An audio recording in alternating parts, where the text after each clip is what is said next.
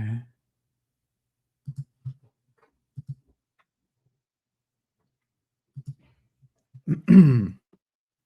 So we'll just wait on people to come in, Reggie, and then we'll get started.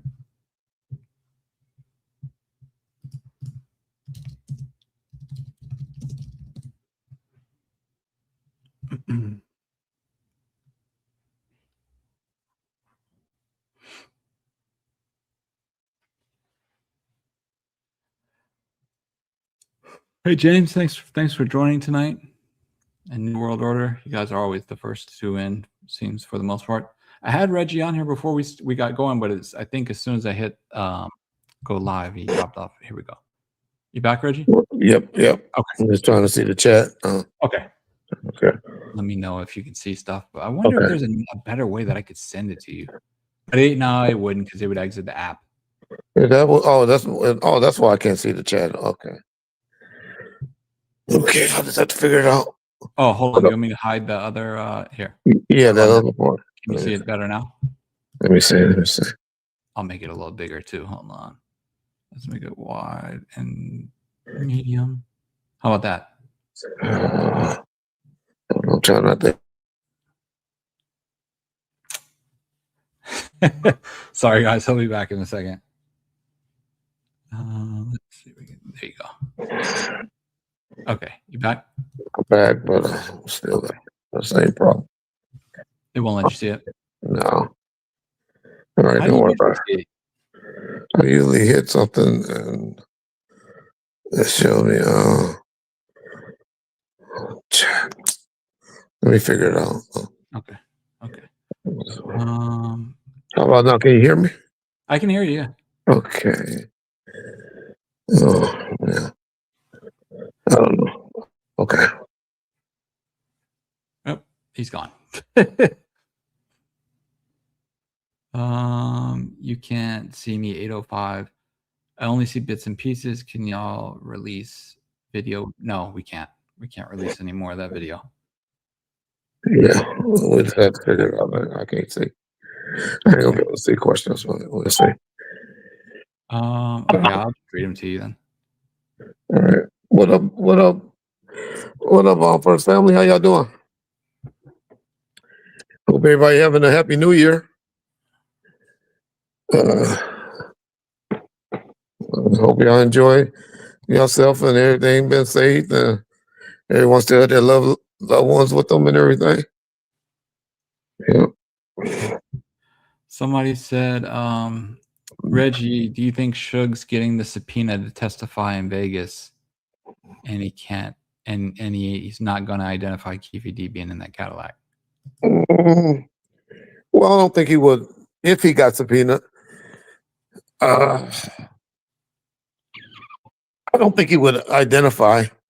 No. I don't know what he will say. But I know the DA is not going to subpoena him. They don't want his foolishness there. But I can see the defense trying. Yeah. Is there any way that he could dodge it, or because he's in jail, he has to get served and he has to go? No, it'd be easy. That's an easy serve. Yeah. That's the easy serve. Okay. Somebody asked, and obviously we knew this would come up, is what do you think about NeckBone's interview so far on Vlad TV? Very positive. Very, very, very positive. Me, I guess I didn't know him that well. But I've been knowing this somebody I've been watching playing basketball, in the neighborhood since at least 9-10 years old. So it's hard for me to say I didn't know him because I've been knowing him since me 9, him about 10. I never known NeckBone to talk that much, y'all. NeckBone has always been what you would call a gentle giant.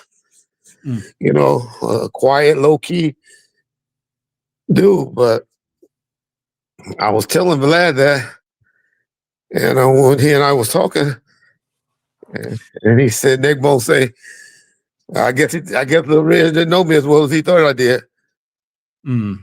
Yeah. But Yeah, I think he's very positive. He's coming off as a mature 50-year-old or a 60-year-old. Don't have nothing negative to say about anybody. And yeah, conducting himself well, like I believe. Yeah. Okay. Somebody asked, Reggie, how much do you charge for in-person interviews? Depending on your platform, if you're trying to get off the ground, you don't have anything no views, you don't get no views. You get a free one from me.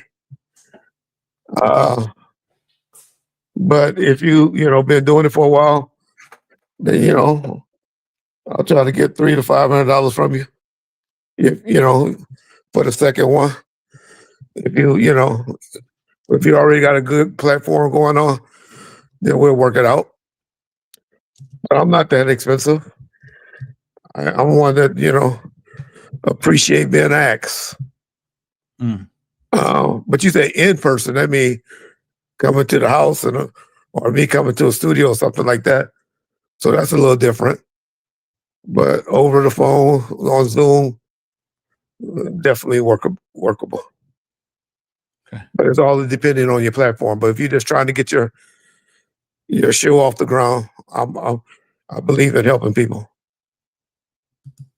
Okay. Somebody said, Reggie, what's up with those fake Tupac photos of Tupac in the hospital with Snoop? Yeah, definitely. AI. They're definitely AI, definitely fake.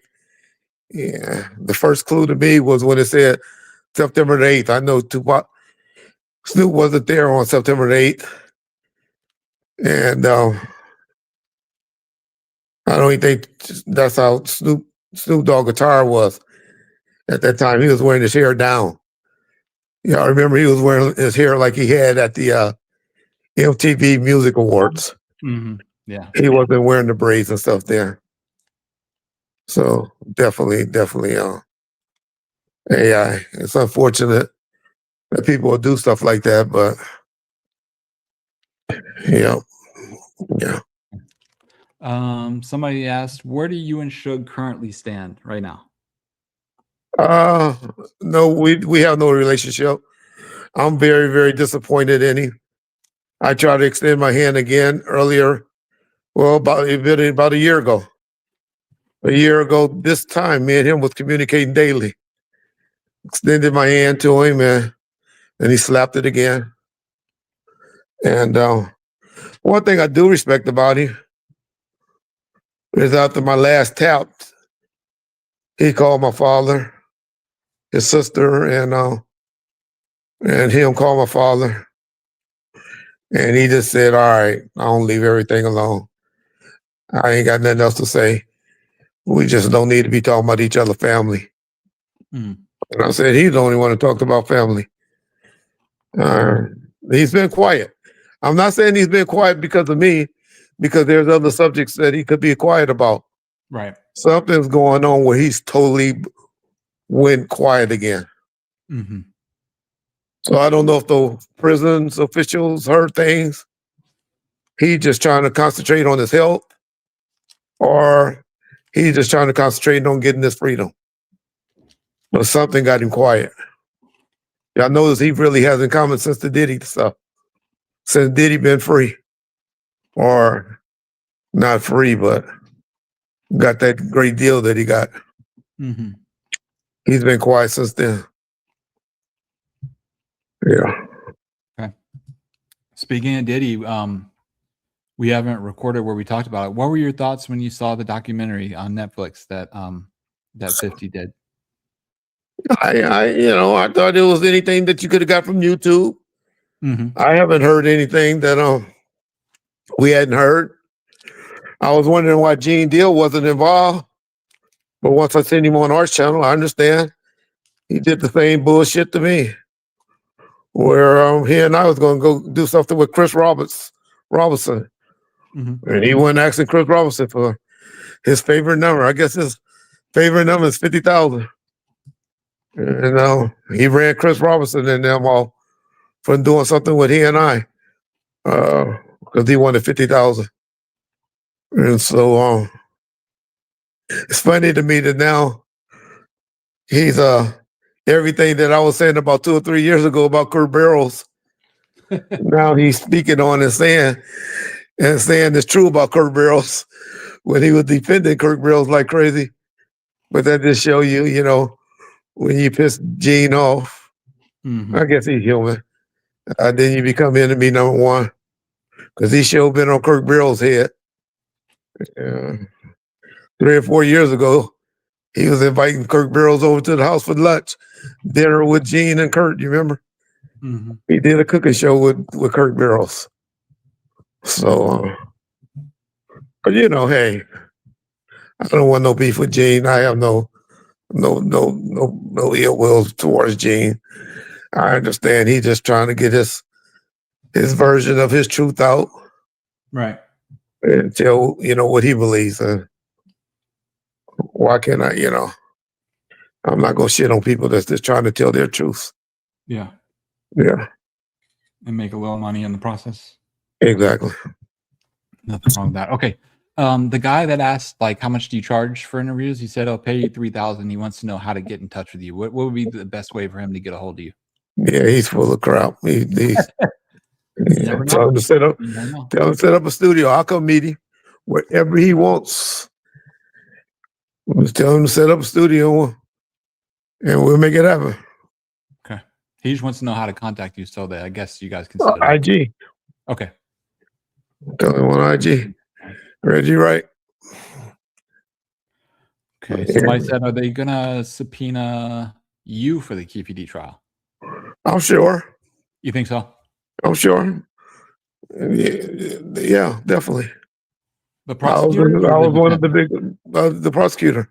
Okay. I was one of the key things on the grand jury. Still got to lay out your element. How it happened. Yeah. Or why it happened. Or the events leading up to it, I guess. Correct. Yeah. Let's see. Somebody said, hey, Reggie, I thought you said Buntry and NeckBone gave chase to Keefe after they shot Pac. NeckBone said that was false. What you expect him to say? I chased down and shot at somebody? Come on, y'all. I believe that must be somebody that has Vlad's, he must, have the, what they call that shit, where he can view it and membership. Yeah, membership. The membership. Yeah. So that's coming. But what you expect him to say? Yeah. What you really want him to say? He even said he wasn't in the car with Buntry. So, okay. Hey, who am I to contradict it? That's the story. That's the story. All I just said is that him and Buntry definitely came. Only thing I could contradict him to say, if he denied this, is that he and I him and Buntry came to the club and told me what had happened. Okay. I definitely could say that, and I know that for a fact. And they were together, pulled up in the car together. So okay. But I don't blame you. You got to watch what you say on the YouTube stuff because you will end up subpoenaed in court. Yeah. With the case or the trial, I guess, for Keefe being set for, I believe it's August of, I guess, I would say this year because it's in like 2 days. But do you think it'll actually happen, or you think it'll be pushed back? The judge not going to let it keep getting pushed back. This is about third or fourth time it got pushed back. Yeah. So something crazy would have to happen. But I found out something interesting, something that don't go on in California that's going on with Keefe D. Do y'all know Keefe D is in a state penitentiary now? He is no longer at Clark Detention Center in Vegas. He's at what's the name of the prison I told you that, John? High Desert State Prison. Yeah. So that little assault that he got convicted of, which I think is bullshit, has him in a penitentiary. So he is not in the county jail anymore. He's at the state penitentiary right here. So y'all can write him. All you KPD fans, write him. I'm sure he likes the prison better anyway. That's what I was just about to ask. What are the pros and cons to being in a prison versus jail? County jails, usually you got people coming straight from the streets. So they still wild. They're not programming. They still active. Where the penitentiaries, you kind of know, okay, I'm about to do some time. Let me get my ass in here and learn how long I'm gonna do this time and pass these days by. And this they usually a little more cleaner. Okay. The food is usually a little better. It's just usually a little further out from your family and stuff like that. Gotcha. But it's a better environment. County jails are kind of off the hook. Mm-hmm. Now, will he stay there until the trial for the Tupac thing happens, or will I forget how long he got sentenced. I forget how long he got sentenced on the right? On this, I'm sorry, John. Oh, I think it was like 2 years or 3 years or something for that. Yeah. Extreme, I thought, but whatever. Yeah, I forget what it is. So if it's 2 years, he would be there, but he definitely will get shipped back to the county jail right before the trial about to start. But I don't see him coming back to the county jail until about August, sometime in August. Okay, here's a question, Reggie. Let's see. It says, NeckBone kept it real by saying Pac should have not taken off on Orlando like he did. He said they just wanted to chill. He even said he tried to catch Tupac. He even kept it real about Frank Alexander. I guess it's a member because that part hadn't come out yet. But yeah, I spoke to Vlad, so I pretty much know the things that was said and answered. But yeah. I always said that. Well, but y'all get mad when I say Pac. Pac took off on his own and did that. Pac shouldn't have did that. But let's just see how he puts it out and how they come off. I don't know what he said about Frank. But like I always say, Frank couldn't have stopped Pac from doing what he did. I don't believe that like Frank said, that Tupac, that Trayvon whispered in the Pac's ear. I believe he was talking to his big homies or to the crowd, and I believe Pac took off.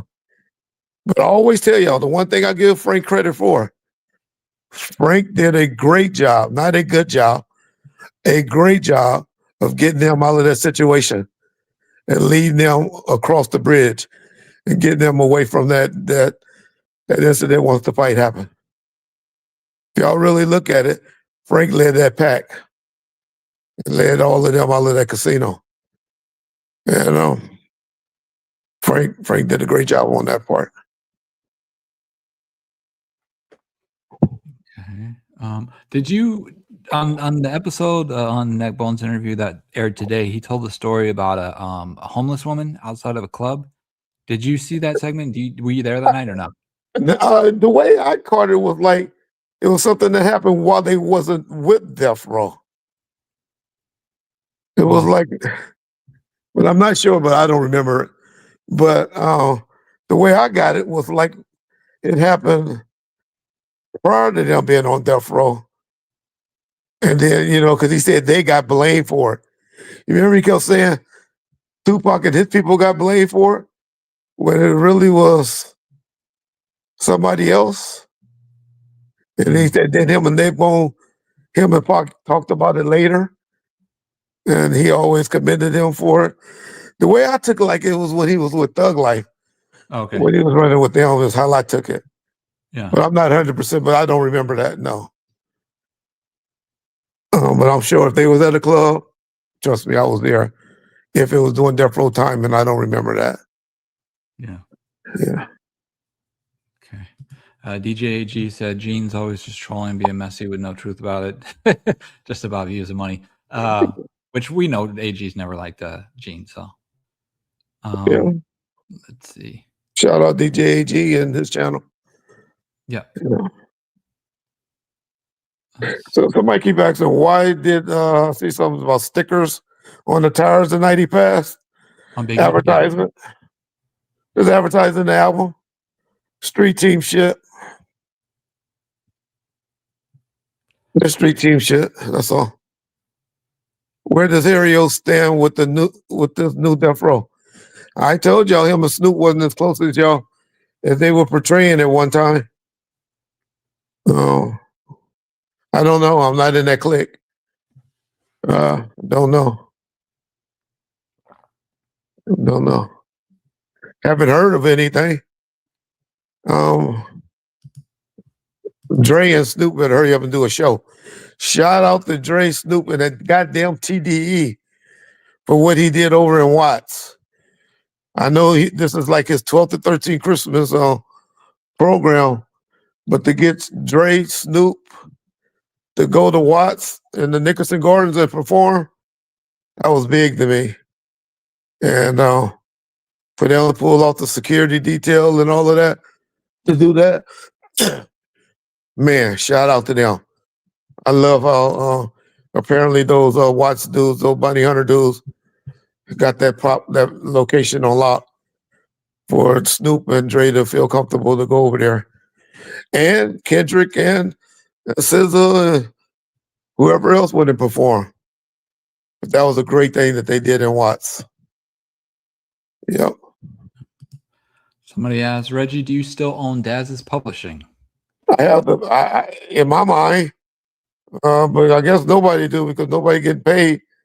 It's just in like a big, it's in escrow.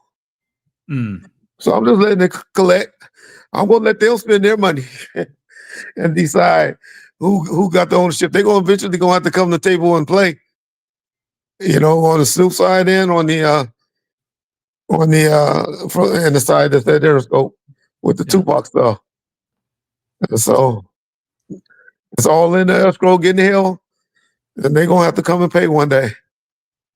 And so they're like, I have attorneys that's working on it. Yeah. But I'm not pursuing it heavily on the things they want to do because they want a lot of money. And I know this one day somebody gonna say, all right, let's settle this shit up. But Dad's gonna get sued by keep accusing me of stealing his publishing when he know the paperwork is there and he know he got a check for $75,000. And isn't it kind of obvious because he changed the name of his publishing? Exactly. He changed the name. Yeah. It was Amani or something, and then it changed to like Daz Dillinger. It changed to something. I don't know. Exactly. But, you know, his claim is, I forged his name on the contracts. Okay. All right. Well, apparently his relative not even buying that. That's the main reason why Daz is and Snoop is arguing. Yeah.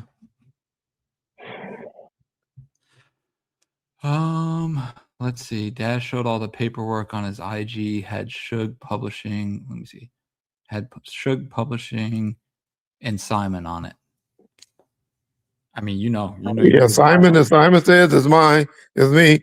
Suge was Suge Publishing. That's what Suge was, 94, 95. I bought the stuff Suge Publishing and transferred it to Simon. I didn't show that sign nothing called Simon on those signature lines because that's not even Suge's signature. And Suge had nothing to do with it. That was the whole thing, getting it out of Suge's name. Yeah. That was the whole thing. I mean, not to pick on him because I don't want to keep acting like people are trying to get you to poke at him. But one last question on Gene is Somebody said, "Hey Reggie, do you believe Mike Dorsey's murder rap is exposing Gene Deal's story about chasing Big E's shooter?" Well, I'm hoping y'all catching it without talking about it. Mike Dorsey and murder rap breaking down that stuff tremendously. That's why Gene never really liked it, really wanted to fuck with me. You remember when he kept saying, "Reg, I don't fuck with you like that because you keep fucking with the white boys." Yeah. Those the white boys he talking about. He didn't say white boy, meaning Kody. He kept saying white boys. And he was talking about Mike Dorsey and them because he knew all of the takes and stuff that they had. And Gene is it appears, let me use that word, that he was making himself bigger or more involved than what he was. And with the audio tapes, it's showing you that a lot of stuff that he said just didn't add up. I did a video, a flashback or something we're going to post one day, where I said, "Gene, you couldn't have chased the car up the hill. Because the number one, there's no hills, as DJ AG and Mike Dorsey showed on DJ AG channel. There's no hills in that area. But two, and more importantly, how did you get back in time?" And then he said he goes and pull him out of the car. And he knew he was dead. Yeah. Because he shitted on himself. How can you go do all of that? Go chase, and they're going to be still at the scene, waiting for them to come back? This don't make sense with traffic and stuff like that. But yeah. Somebody said, it's obviously a Choke No Joke fan for God knows whatever reason. But he said, "Reggie, what made you call up to Michael Moore's room yourself that night?" Whatever the hell that means. Michael Moore's room. Because yeah, go ahead. Sorry. I was calling him to tell him that he was working the club, that to make sure he go to the club. You got to understand that those guys that was a prized position to work the bodyguard detail. Nobody really wanted to work the club, but you need numbers. Everybody wanted to be the bodyguards, and they want to go to the fight and all of that stuff. But that wasn't his duty. It was Kevin Hecky's job and Frank's job to be with Pop. Al Giddens and Mike were fill-ins for Kevin and Frank. And so sometimes you got to put your foot down and be like, "No, your job is the club. It's not going to the fight." Plus, I like Mike working the door at the club with the girl that was collecting the money, because Mike was no nonsense type dude. He really was. And people couldn't be coming up there trying to punk to get their way in, because Mike would be like, "No, you pay the $50 or whatever, or you take your ass to the back." So that's why. But Mike was no tougher than NeckBone, Buntry, or any of the other people that was with Pac that night. So y'all always want to make the bodyguards like the tough guys and all of that. No, we was a crew. We ran in a pack. Nobody was bigger than the next person. So as long as we had enough people with them, Pac was okay. Nobody could. I don't care who was with Pac that night. I'm about the only person that might have, if my fat ass was there, they would have went and did a drive-by that night, because if they would have saw me there, just because the repercussions they knew they would have had in Compton. Might, and I'm not even for sure of that. But those dudes was mad after that happened to Orlando.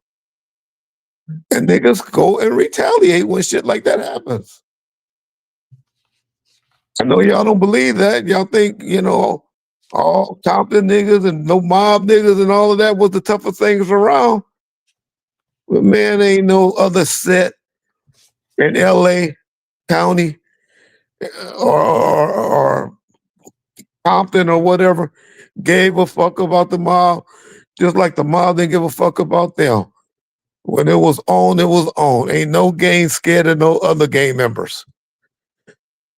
You might have gang members that's scared of each other within gangs, but as a crew, everybody think they the toughest motherfuckers walking around. All right. What did Right Way Security employees think of the Death Row Street security guys? Did they get along? They all grew up on each other. They grew up on each other, but they kept it fair. I mean, kept it respectful. They stayed away. They'd just be like, "What's up? What's up, dog?" It wasn't like nobody hanging out, partying with each other or anything like that. It was just a mutual respect thing. They understood their role. Each one of them understood their role. You see, even NeckBone, what he said, we needed them around. It was time for them to come around. Hire guns and all of that stuff. Mm-hmm. That's how it was. That's how it was perceived. But it wasn't like nobody hanging out with each other or had no special relationship with each other.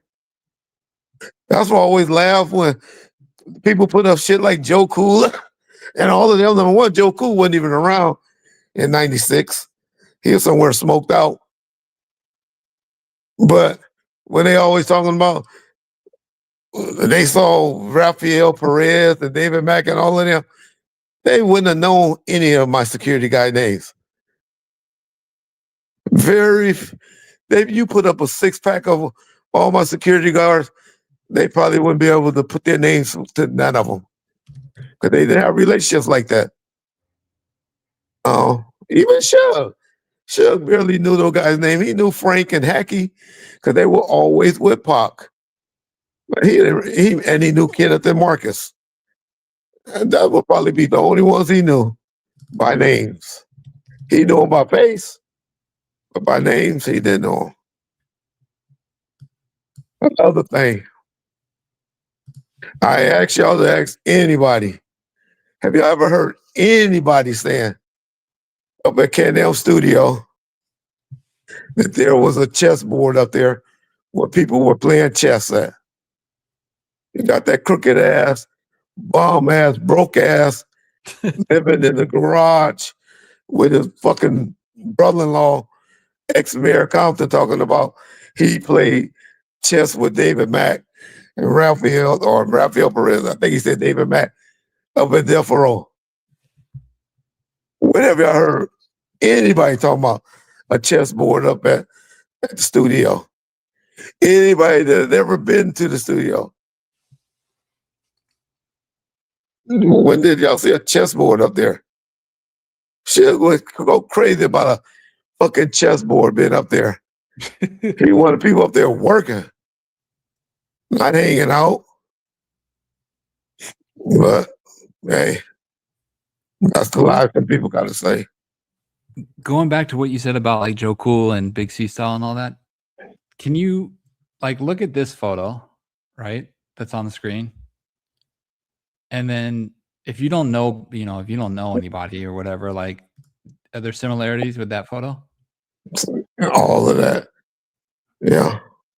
I mean, that's why I always say, how many times I just told you, I think if anybody thinking it's Hackey and Perez look alike. That's my point. That's Kevin Hackey right there. That's Rafael Perez. But I still don't believe that they believe that. I think they just a white boy cracker ass motherfucking white boy produced RJ and Broomfield and them had them say that bullshit to get some money. But whatever. Because Hacky definitely ain't the type. Hacky is the most nonsense. Uh, Kevin probably wouldn't even talk to me hardly. You know, he just one of those cops. 10-4. When he talks to me in Texas, 10-4 and stuff like that. So he gonna be sitting around playing checkers with Omar or chess. It wasn't even Kevin. Mm. But I would say, where's the chessboard up at there? At the office or at the studio? People don't know. My security didn't get assigned to the office until Daz did that bullshit, chasing that guy around with Roy and them around with a screwdriver. And that was sometime in 96. So I don't know. Fred sold out for a check. Yeah, Frank. Uh, yes, on the documentaries. Yes. Yes. Somebody Are you asked sick, Reggie? Yeah. I don't know what's wrong with my voice lately. Sorry about that, Mike. Having I don't know what's going on with my voice. I've been cracking up a lot lately. Yeah, I don't know if I got allergies or what. I never had no shit like this. Matter of fact, 5 years ago, 5 years ago, yesterday, the 28th. Oh, we 30, so it's 2 days ago. The doctors had told him to take me off the life support. Mm. So I'm glad to be here. How I sound, look, or whatever. Y'all can't kill my joy. It's 5 years ago. My wife and mama was supposed to be planning my funeral.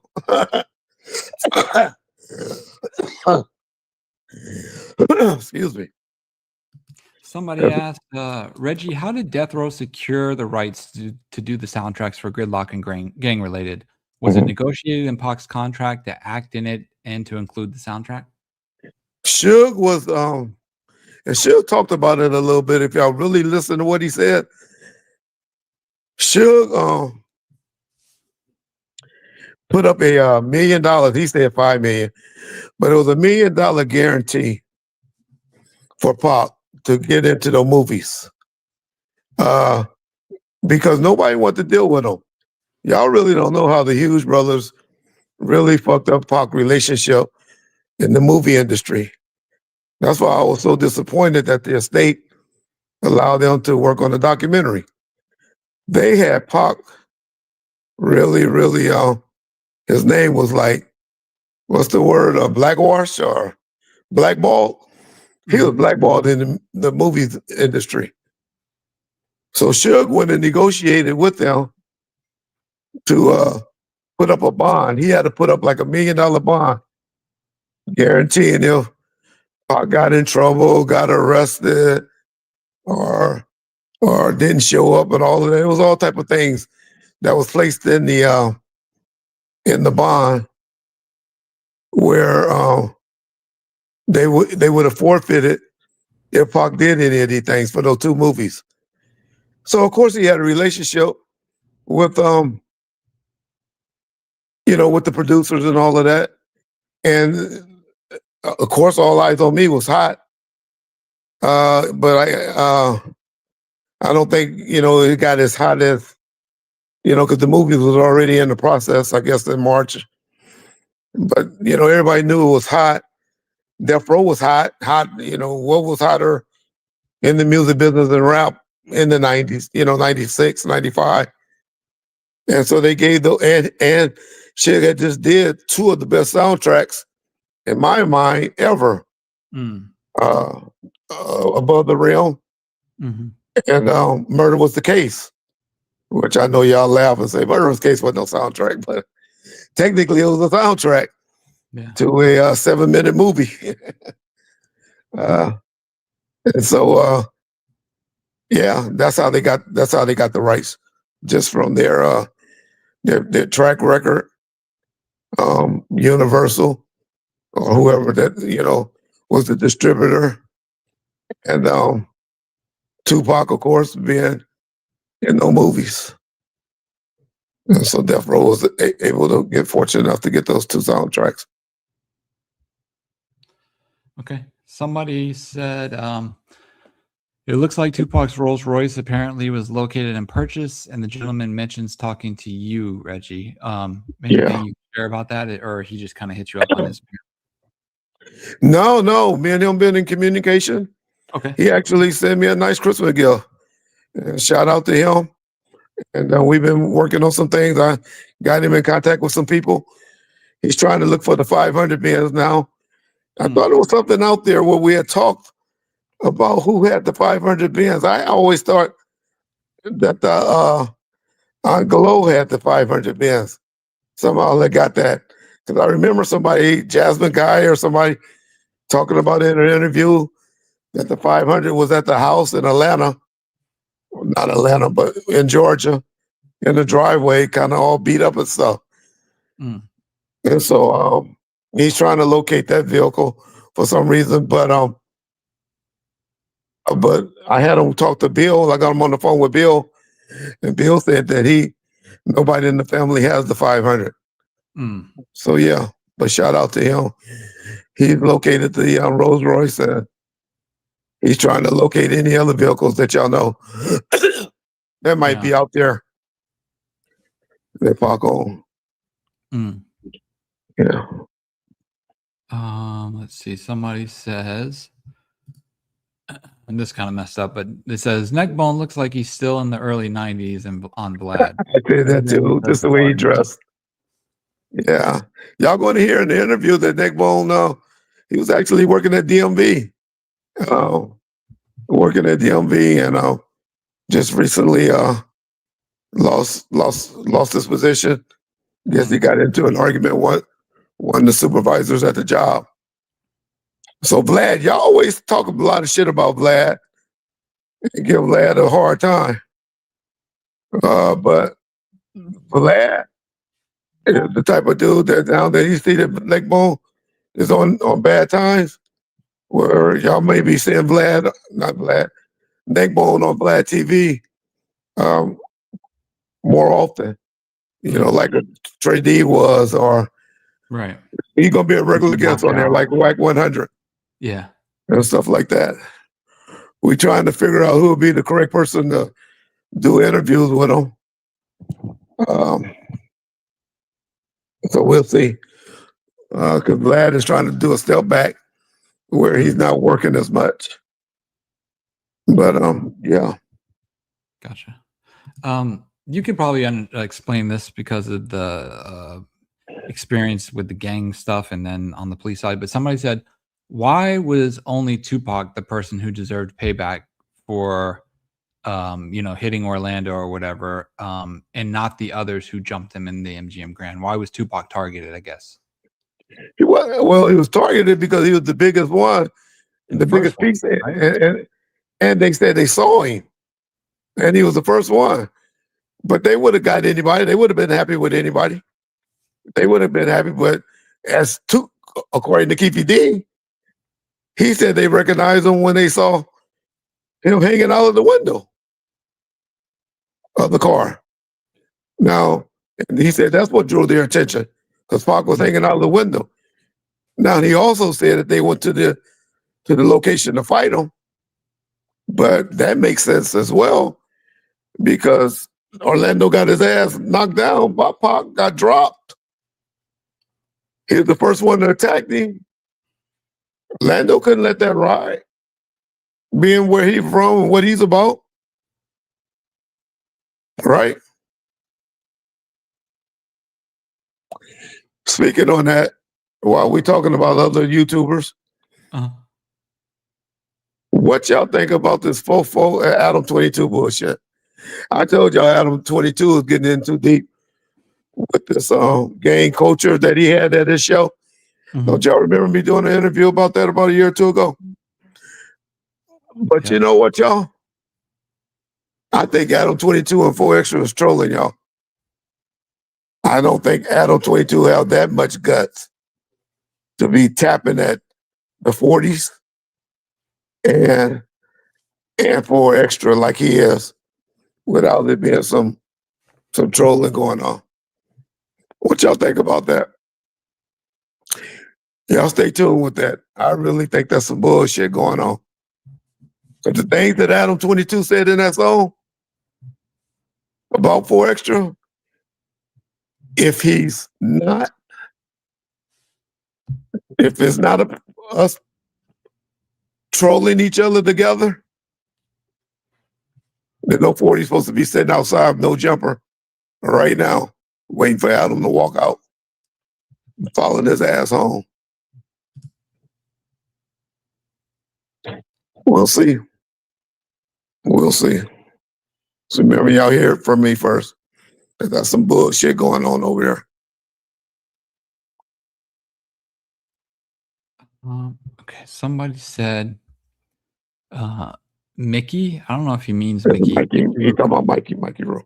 Okay, Mikey Rue's name comes up a lot from the death row era. Apparently, he went to jail for murder not long after he appeared in the Mob documentary, early 2000s. Yeah, Mikey Rue came around after I had pretty much left. He was around when Timmy and all of them was running around.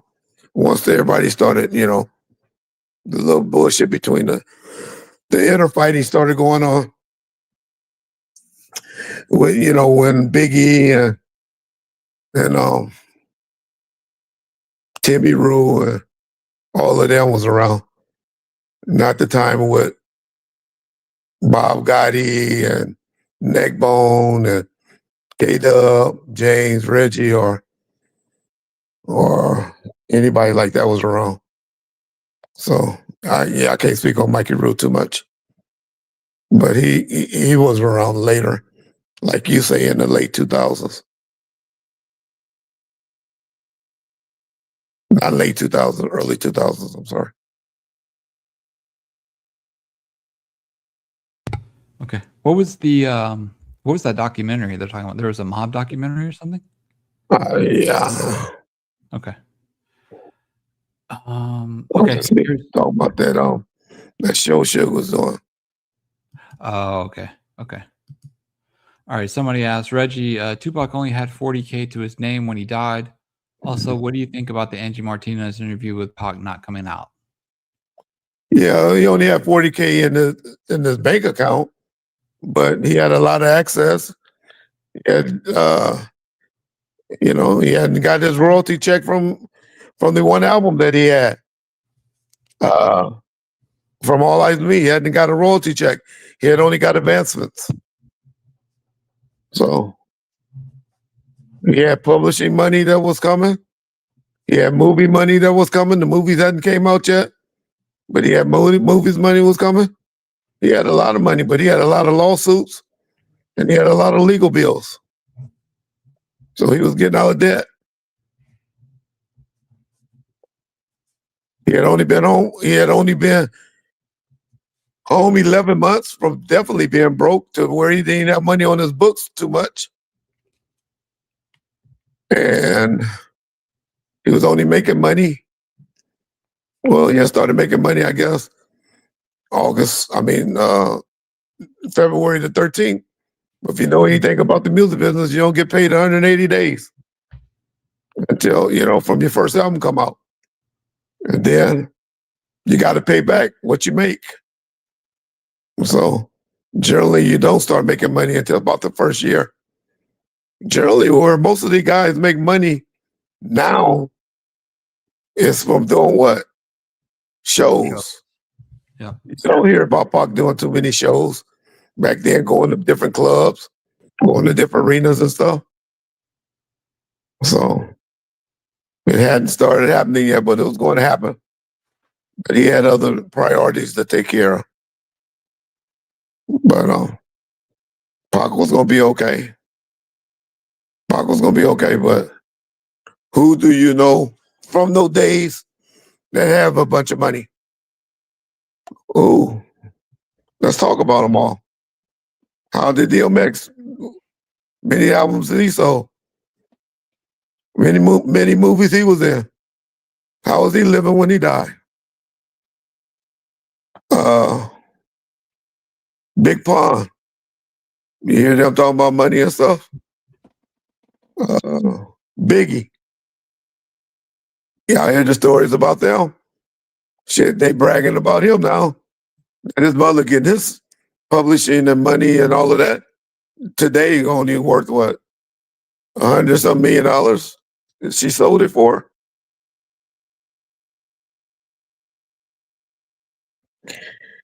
And that's still ain't giving it all up.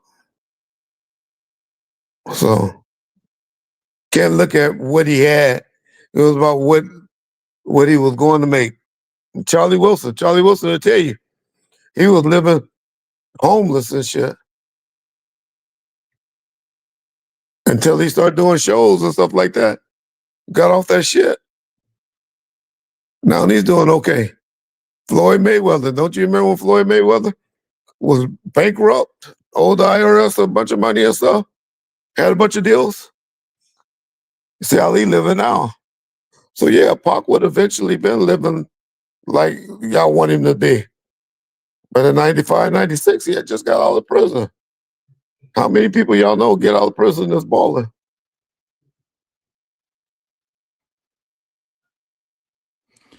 Okay, somebody said, and this is a good one, Reggie. Not a good one, but I mean, you could probably shed light on it. Reggie, how are Edie and Gaddafi going to identify Orlando if they only saw the arm of the shooter? Mm.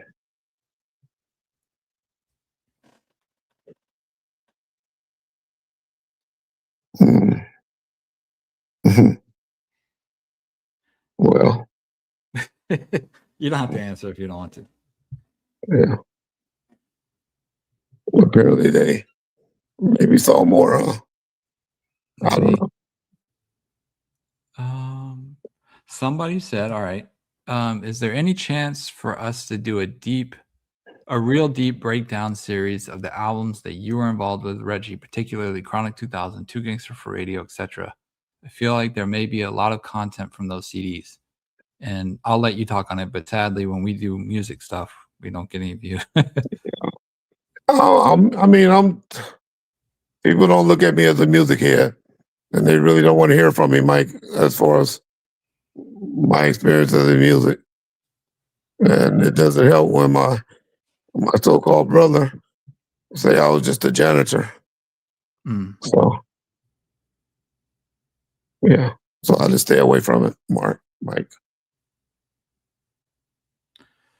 Okay. Let's see. Okay, I'm not gonna ask you that. Somebody said, Reggie, I DM'd you about finding.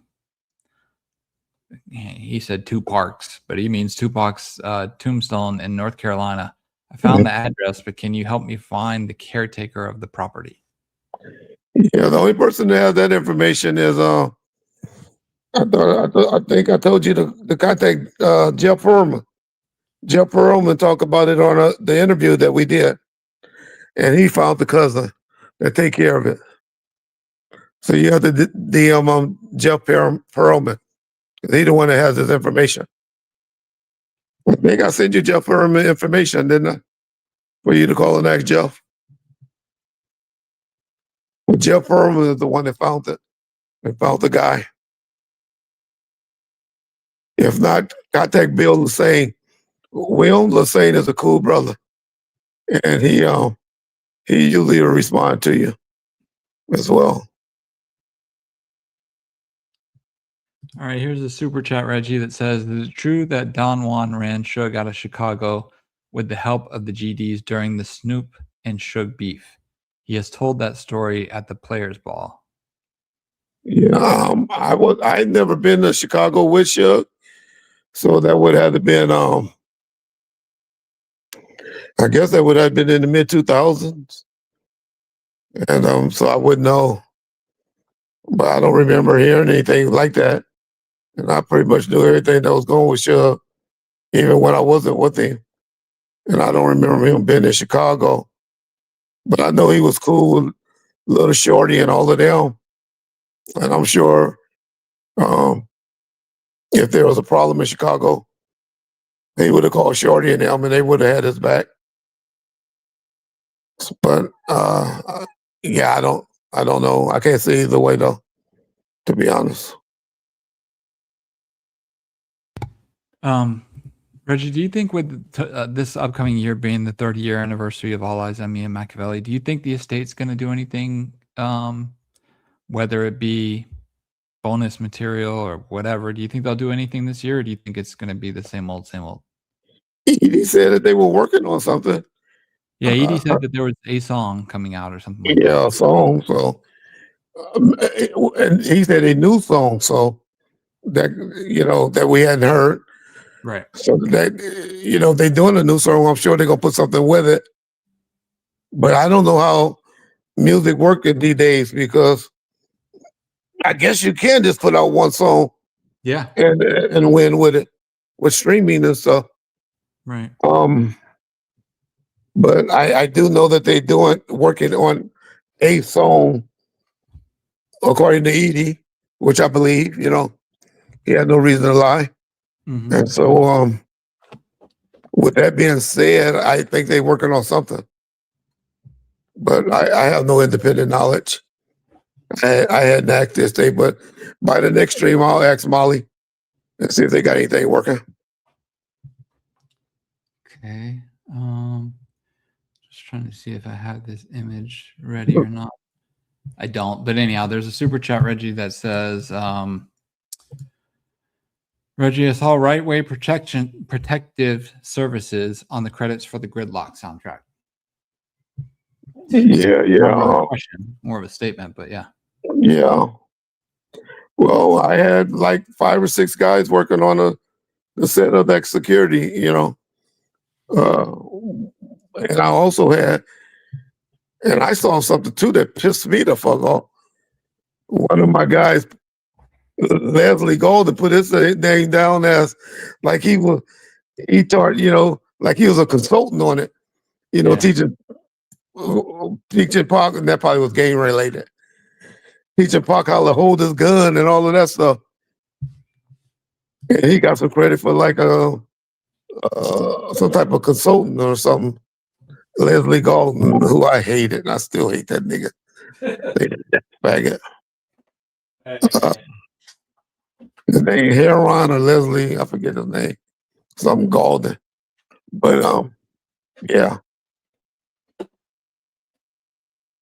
Yeah, Spider Loc, that statement that Spider Loc, I'm talking about Monster Kody. Monster Kody put in his book. That's why I'm surprised people are not talking about that as much. That's Monster Kody admitted in his book that he was dressing up like a female because he was on the run. Y'all got to remember the A-Trays and Spider Loc, the East Coast, they don't get along at all. So, which is surprising to me, because Spider Loc normally don't diss Crips a whole set. So that's kind of surprising of me, surprising to me, because one thing Spider usually, don't diss a whole set. He would diss a individual. And to go after Monster Kody being dead, I don't see what the benefit of that could be. But there's no secret that Monster Kody was dressing like a woman, trying to hide his identity from the police. So yeah, I'm not gonna get into that too much, because I got a feeling that there's gonna be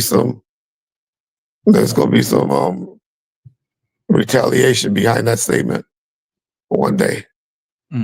So somebody said, Reggie, do you think Dre will ever make magic again, or is it a wrap for him?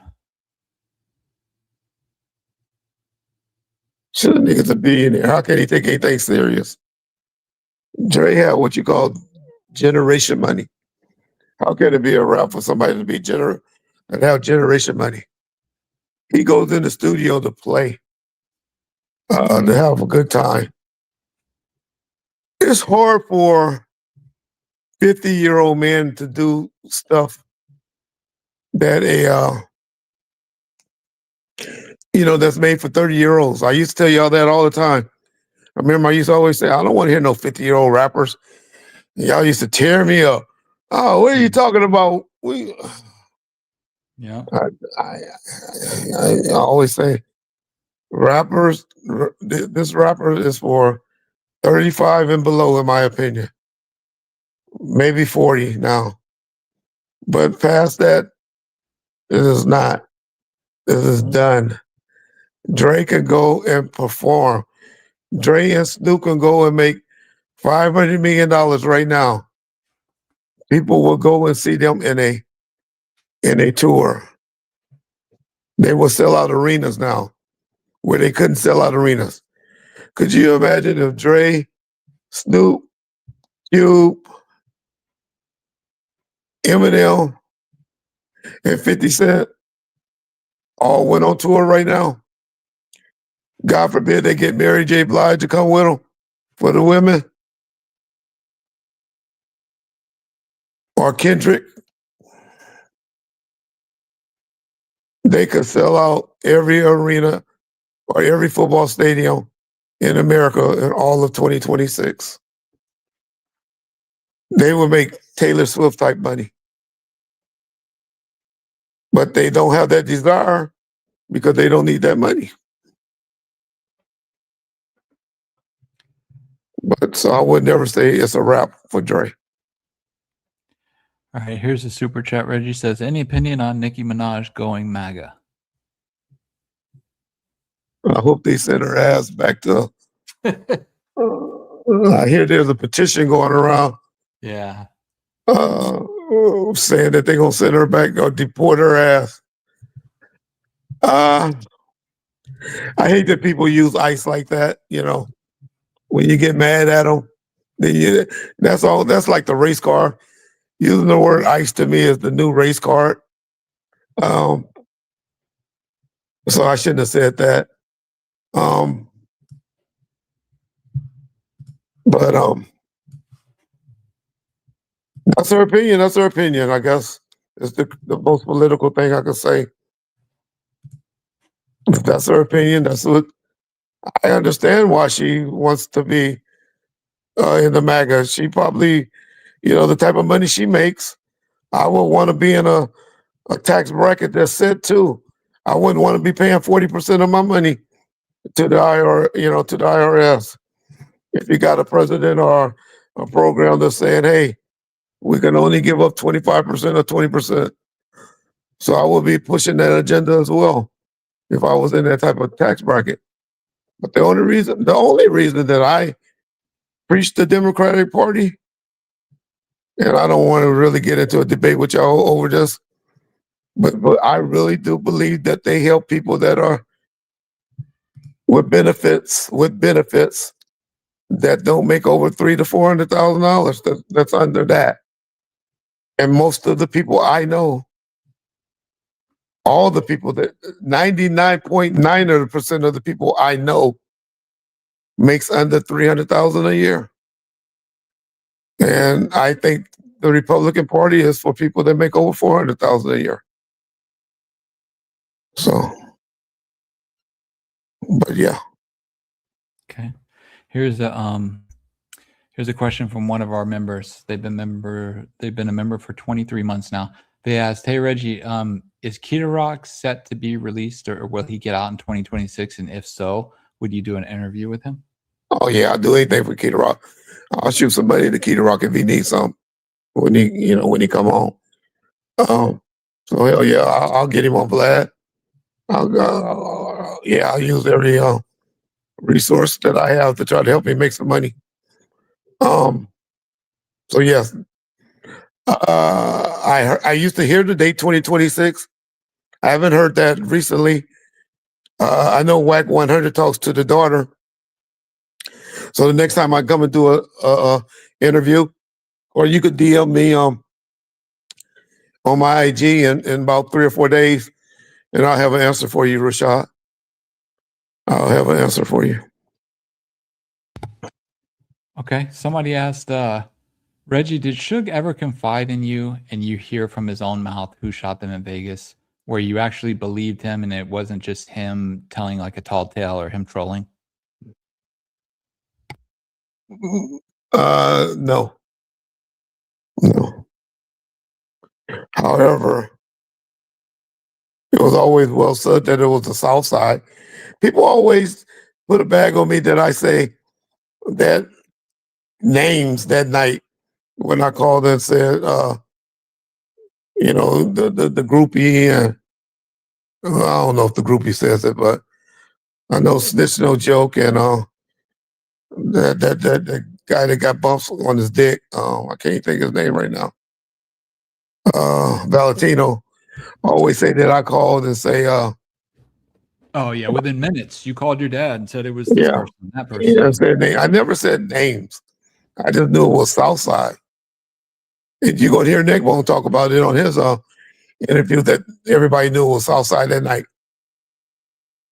But um, but I never said who exactly. It was because I didn't know who. But we knew it was something regarding a fight at the MGM, and the South Side was involved.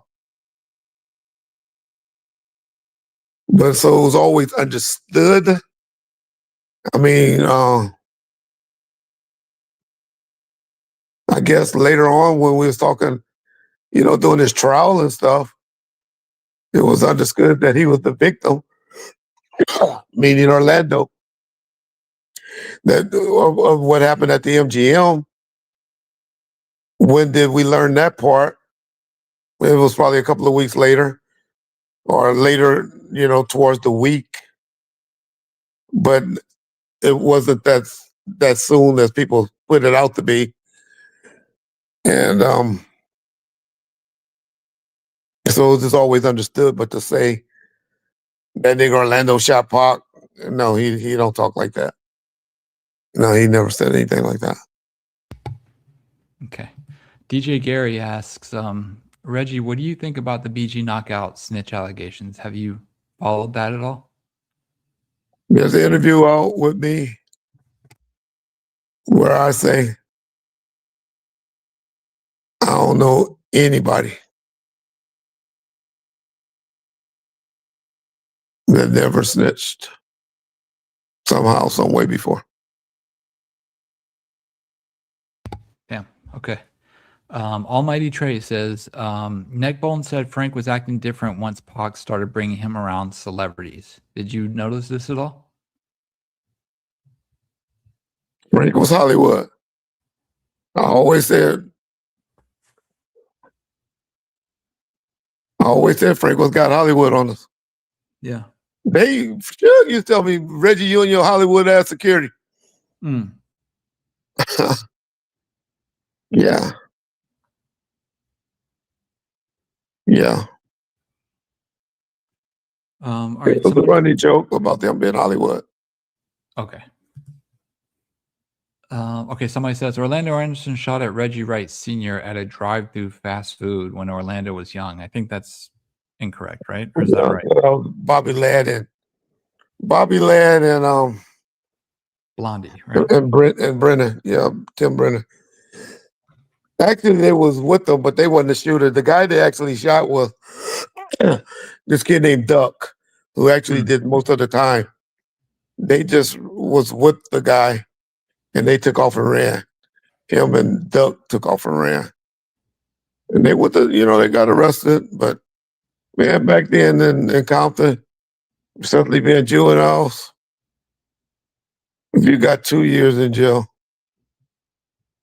man, motherfuckers going to jail. Y'all see that one little kid, LA County just bad for, they let kids, guys 15, 16 years old, get away with a lot. They're getting a little tougher now. But the YA system they kind of did away with YA, I think. But the YA and the camp system in California, it was almost like social work. They really gave guys a lot of chance. It wasn't until the 3 strike laws that people really started getting time. People who was really getting out of jail from doing 10 to 12 years for shooting and killing people. And that's just how LA County was back then in the day. They're getting a little more time now. But you see how People was trying to let you see what the Menendez did to their mother and father, Hmm. and there's a cry to let them out of prison. All because of that movie, huh? Yeah, it's just, yeah. Speaking of that, was it interesting to see how once that Diddy documentary came out on Netflix, how quick people were to say, "Oh, Diddy killed Biggie and Tupac," whereas like when those documentaries came out back in the day, trying to accuse Suge and you of killing Tupac, that was just what everybody believed. Was it deja vu seeing the Diddy stuff versus your stuff? I remember Kathy Scott when I told her the story about Biggie, about Tupac, about Puffy, and all of that.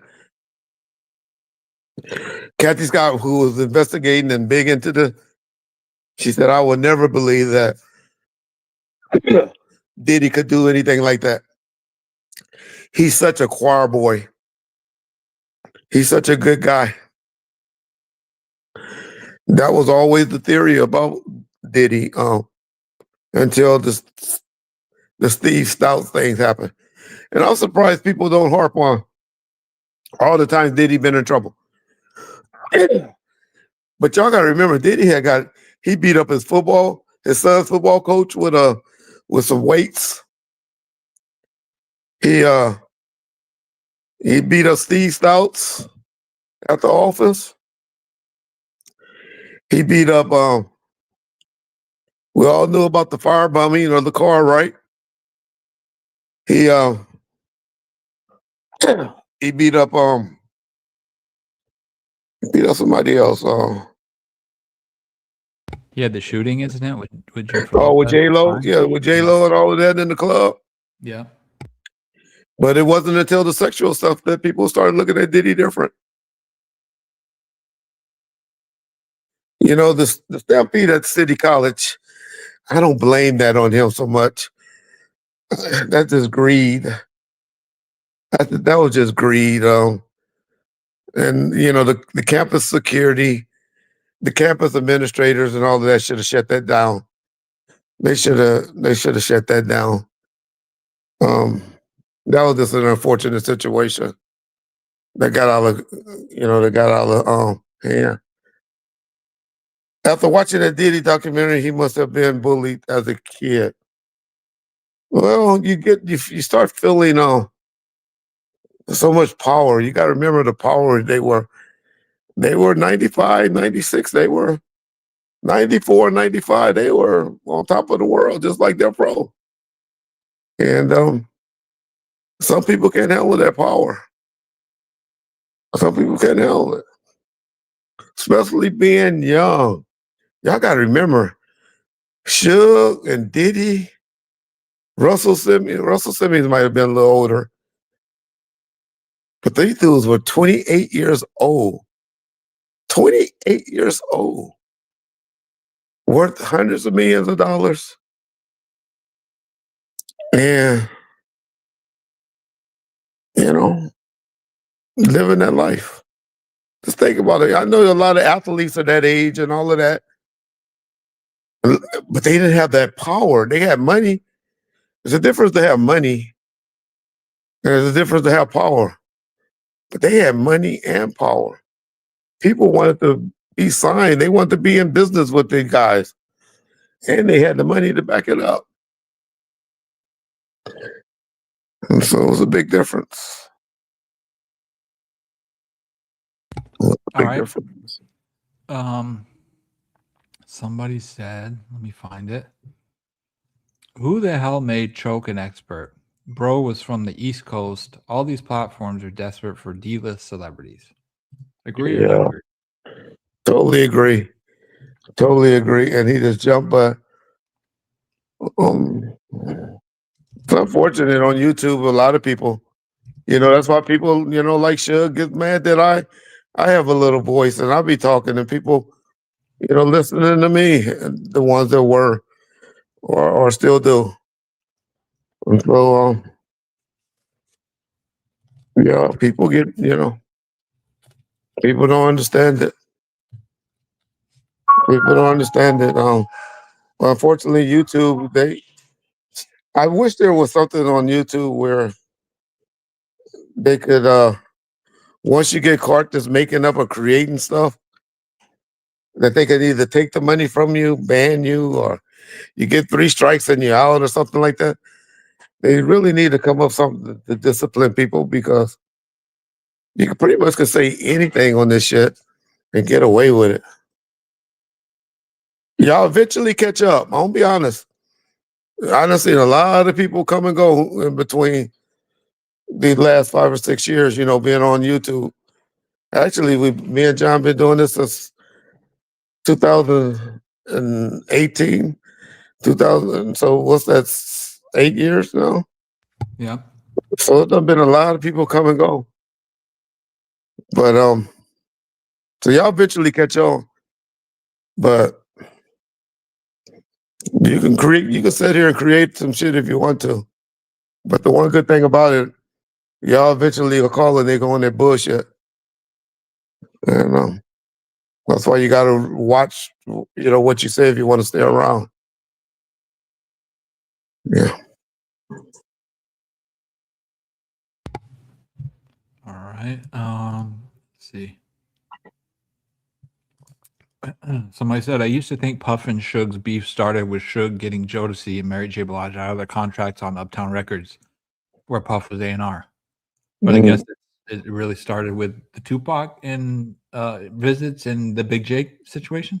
Would you say, Reggie? The Big Jake situation, the Source of Wars, Suge riding with Pocket Source of Wars. But it really started before then. I told y'all a story before that goes under the rug. People don't talk about as much, but I know personally, that's when Suge started being a little disenchanted with Diddy. When Suge wanted, I think it was must have been that 95 fight. It was before Pac came to Death Row. There was a fight at, so it would have been like February of 95. So this is even before Pac there was some fight in February or March of 95. This is before Pac and Suge, have even talked about coming to Death Row, in August. There was a fight that was that went on or was scheduled to come on, and Pac and Suge wanted Pac not Pac, I'm so sorry. He wanted Biggie, because Biggie was hot. 94, 95, Biggie was hot. He wanted him to come in and perform at the club. And Diddy told him he wanted the door and Suge could have the bar. And Suge took offense to that. He really took offense to that. And because y'all got to remember, Suge had just let Biggie sample some of the songs off of Chronic and stuff like that. And he just thought they had a better relationship. And not saying that, because Suge not the type to, y'all hear anything about Suge, he wasn't the type that wanted shit for free or anything. But he didn't want to give up the door. He just the type that would have wanted to, have somehow to have Interscope probably cut Diddy a check for 50,000 or 100,000 and get them some rooms and whatever and come and perform. But Diddy wanted to share the door. And I remember that like yesterday. And Suge really kind of got pissed behind that. But then the Source Award happened in August. And then Big Jake situation happened in September. And then Pac coming home. And then mainly the shooting at the trailer. That's when it was like on there. Yeah. Okay. Somebody asked, they said, Reggie, I got a question that I cannot find the answer to. And maybe I don't know. But he said, how did Badass actually die? I know he was in jail, but what was the cause of death? I can't find it online anywhere. Yeah, I thought it was a seizure or something, but I'm not sure. or I would bet something to do with the liver, because but I don't know. I think I was in jail when he died. I was either in jail or laid up, you know, comatose myself. But I don't remember when Badass died. I just remember hearing that he had died. Yeah. All right. Somebody said, Suge Knight said in an interview that Big Jake took his own life at the hospital because he didn't want to be paralyzed. Yeah.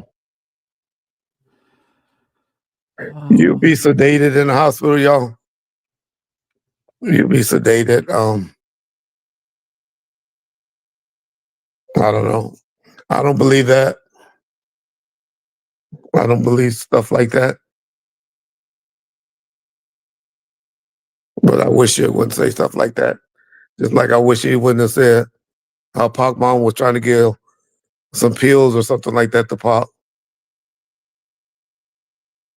That's why I get a little mad at Suge, because he'll play. You never know what Suge. I always told y'all that Suge tries to be a lightweight comedian. I know y'all say, well, how is that funny? That's just Suge.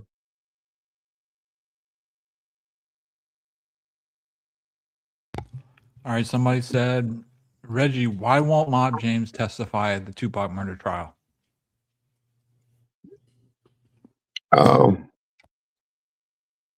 A lot of people say that they live by the no snitch code, but fuck Mob James. Your biggest question should be why Suge Knight won't.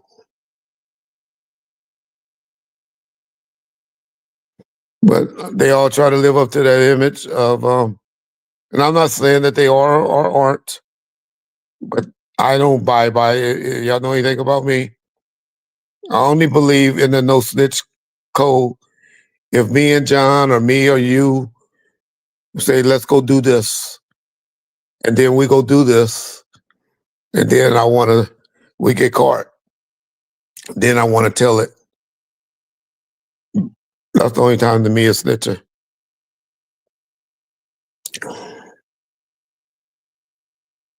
But if I saw somebody walked up and shot John in the head, I don't be, that nigga right there is the one that walked up and shot John in the head.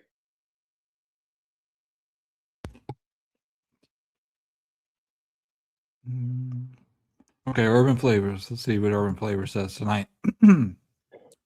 Grimy New York tradition is what got them beefing. Suge let them sample Snoop on Biggie's album, free of charge, picked up Diddy and Biggie from the airport when they came to LA, intervened when, I think he got cut off. Oh, there we go. Intervened when Michael Conception spit on Diddy at the Jack the Rapper, and then they want to charge Suge for an appearance at his club in Vegas.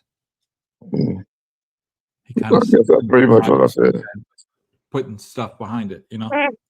Yeah. There could be a lot to do with it. Yeah. But like I said, a lot of that Sugar got passed because we were still cool with him. Yeah, because didn't after the Source Awards, didn't Puffy say, "Why did you say that about me?" And he said, "Oh, I was talking about Jermaine Dupri." That's Puffy's story. I keep telling y'all the conversation didn't go like that. Okay, gotcha. It was a conversation. Sugar then was talking, but I can't say what was said because we was in a club. But it wasn't calm. It wasn't a calm situation. Yeah. Okay. Let's see. Somebody asked about what you thought about the NeckBone interview, but I believe they're just tuning in. But at the beginning of the stream, once it's over, and if you go back and listen to it, we talked in depth about the NeckBone interview going on over at Vlad's channel. But just to recap on it, I think he's doing great. I think he don't talk bad about anybody, and I think he's coming across as how the older guy should come across. Yeah, I missed this part of his question, so I'll just piggyback off what you said. But he said, "Do you think that will make Trayvon finally do an interview with a major platform?" I told Vlad that when we were discussing doing and going over the questions for NeckBone. I said, this gonna get Timmy and Trey calling you, wanting to do something. I talked to Vlad about an hour ago prior to us coming on, and he haven't told me that Timmy or Trey called. But Why do you feel like they I would call? Did okay. they not? Did they not get? Why do you feel like they would have called Vlad? Do you think they wouldn't agree with what NeckBone's saying, or do you think they just want to have their story told? Just want to get out, figuring that it's okay to talk now, that other people are talking, and just to get their story out. People be wanting to not talk and stuff because they be scared or worried about what other people going to say. But once they see somebody, and NeckBone is official over there. Not that he fucks with anybody, because NeckBone really have gotten away from everybody. He has disassociated pretty much from everybody. But people still look up to NeckBone. And so seeing that NeckBone is doing something like that, that might get them to to say, okay, Neck doing it, and shit, let me tell my side. So I wouldn't be surprised if Art, gets one of them. Yeah, makes sense. I would be surprised if NeckBone go with Art. NeckBone is as y'all gonna hear in the interview, the reason why he came out.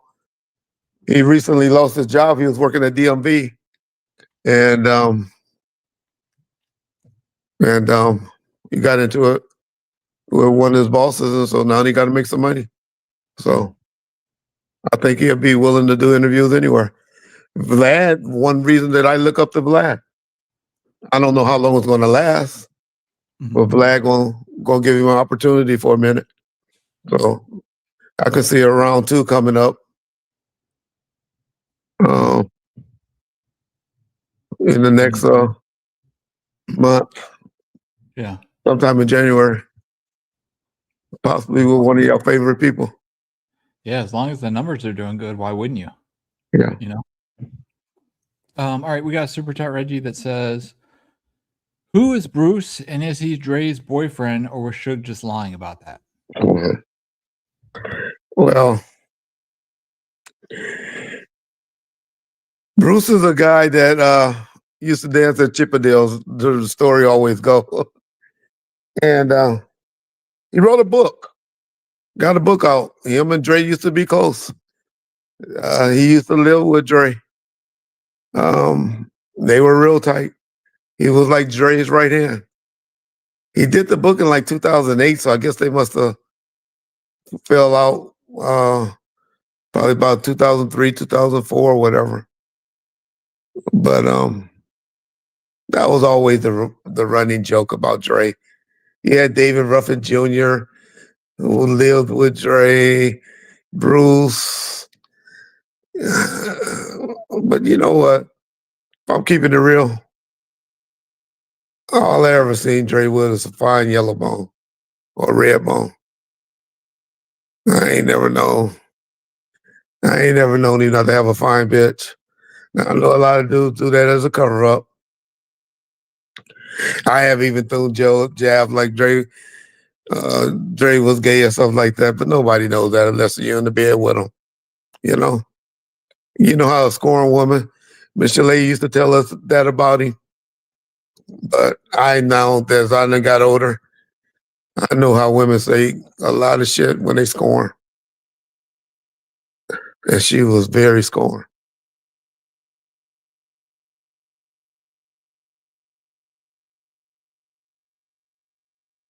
But yeah, Okay. I forget his last name, but you type in Bruce Dre's assistant or friend or something like that, and it's a book. And he did a book. He got a book out there about his time with Dre. Okay. Yeah.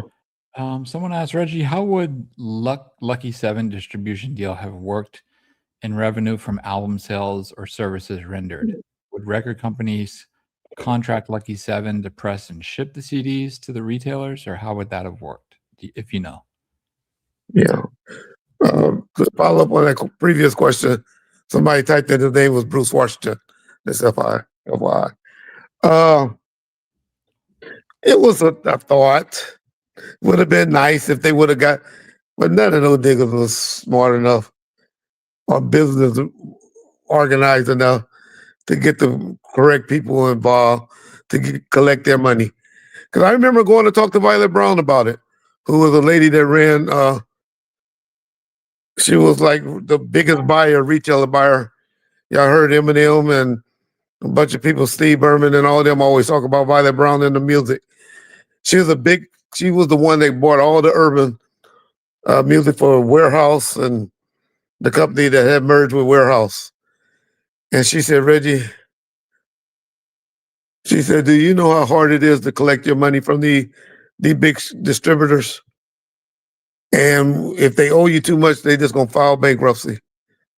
And so she said that's the worst idea that they can come up with. Because he said the only way they pay the big companies, which at the time was Seven, said the only way the Seven get paid is because they hold over their head and saying if you don't pay the money you owe us for this album, you ain't gonna get this 50 Cent album or this Eminem album that's about to come out. And so it would have been hard. It was a great ideal. You would have had to do something like LeBron and Dwayne Wade and all of them did when they wanted to team up. How one or two of y'all would have had to be in a free agent for a year or two for everybody contract to be up at one time, I like more so what they've been talking about, which I didn't hear about. I only knew about the distribution part. I wasn't around Suge when they were talking about the second part, which made a lot more sense, was the union part. The part where you take money off your budget or whatever, or you donate so much of your money to a budget to to pay for dental insurance and all of that. The dental insurance, life insurance policies, and health insurance and all of that. It would have been nice if somebody would have developed something like that. That's what I like what they were talking about. And I didn't know about that part. I only knew about the distribution part. But it's not too late for that. It's still not too late for that. And I think somebody needs to spearhead that idea of getting the artists unionized where they can get health insurance and life insurance and stuff like that. Like the guys that play in the NFL or a lot of those guys. That's why a lot of guys get cut from football teams and stuff, only play 4 years. Because once you play 5 years, you get invested. And then when you get a certain age, I think the age is 45 or something like that, then, that's in the leagues. Then they start getting retirement checks and they get benefits and stuff like that. So I think they need to get with whoever that's doing that for one of the NBA or the NFL and then get something established like that. And that'd be a great business for somebody that got some money to try to get started up. I would love to see somebody do something like that. Reggie, after you guys saw the turnout and the scene where Biggie's casket or whatever was driven through his neighborhood and all that stuff, did it make you feel like you guys should have probably done some sort of funeral service? I know you told the story about how there was going to be a service for Tupac, but did it make you feel like we probably should have done that, or not so much? I thought that was chaotic. Yeah. But you got to remember we was on that tip then to let people decide whether Tupac is dead or alive. We were lightweight pushing that Tupac still alive shit. Lightweight. We didn't want people to. We always thought it would be disrespectful to say that Tupac was alive, but to not mention it either way, I didn't think was disrespectful. And I think that was the goal. I really think that's what I really think that I really think that's why Tupac has such a legacy that he has, because people thought he was alive for so long over in Cuba or somewhere. And then the leakage of the Machiavelli albums and all of that and all those songs, did that help? I don't know. Okay, here's a super chat, Reggie, that says, "How special did you have to be to have armored piercing rounds back then? Did Tupac get shot with them?" I don't know what Tupac got shot with, but I think it was the Biggie one where they trying to say it had special bullets or special rounds. And I think somebody, the Geckos or something like that. And I think they shot that theory down where, Margie and them trying to make it seem like it was special to get those bullets, but somebody found out it was a bunch of different stores that sold those particular type of bullets, if that's what you're speaking of. But I never heard of any special type of bullets that supposed to have killed Tupac. But you had Full Metal Jackets. I was one that I had a training officer that taught me. You do the hollow points, you stagger it 2 2 2 1 2 1. The reason why you did that is because the Full Metal Jackets, they would penetrate bulletproof vests, where the hollow points, when they hit you, they exploded. And so I used to stagger my bullets in my magazines. Somebody I saw because I can't read it super pat, but I can only see as you type it when it comes up. Somebody asked about a dude named Lonnie Roberson. I didn't hear, like I said, I don't know about the full interview. But so I haven't heard NeckBone talk about Lonnie Roberson yet, but I knew Lonnie Roberson very well. He was one of the first ones in our neighborhood that got killed at a young age. When I guess we was all about 13 or 14. I think Lonnie had just got out of jail when Lonnie got killed. I used to go, me and my friend, the White Star Ray, him and Lonnie were real tight growing up. And they were 2 years older than me. But we used to walk to school, and Lonnie used to live right behind Stephen C. Foster. And shit, we used to go and pick up Lonnie every day for school. We'll walk down his street on Macmillan. We'll walk on Macmillan and then go right to school and go pick up Lonnie, Black Lonnie. But I remember Lonnie got killed. He had got out of jail. And got killed like a day or two later at Aikens or somewhere by there. But that's who Black Lonnie was, Black Lonnie Roberson. Remember, he had two sisters that was a little bit older. Yeah. It'd be interesting. What did he say about Lonnie? I'd like to know what he said about Lonnie, whoever typed that in. Yeah. What up, Prentice Nolan? Respect, brother. Hey, Reggie and John. How's Mob James doing? James doing well. Doing well. Being a little lazy right now. Haven't been working this channel like I would like him to work it. So I don't know what's up with that. My grandson called. Anyway, so that gives us a chance to shout out Still Mobbing with Mob James. Y'all get a chance. James been putting up some stuff over there. Not as much as I would like for him to be doing, but they've been putting some stuff up over there. Y'all get a chance, go check that out. Still Mobbing with Mob James. Him and John doing stuff over there. Yep.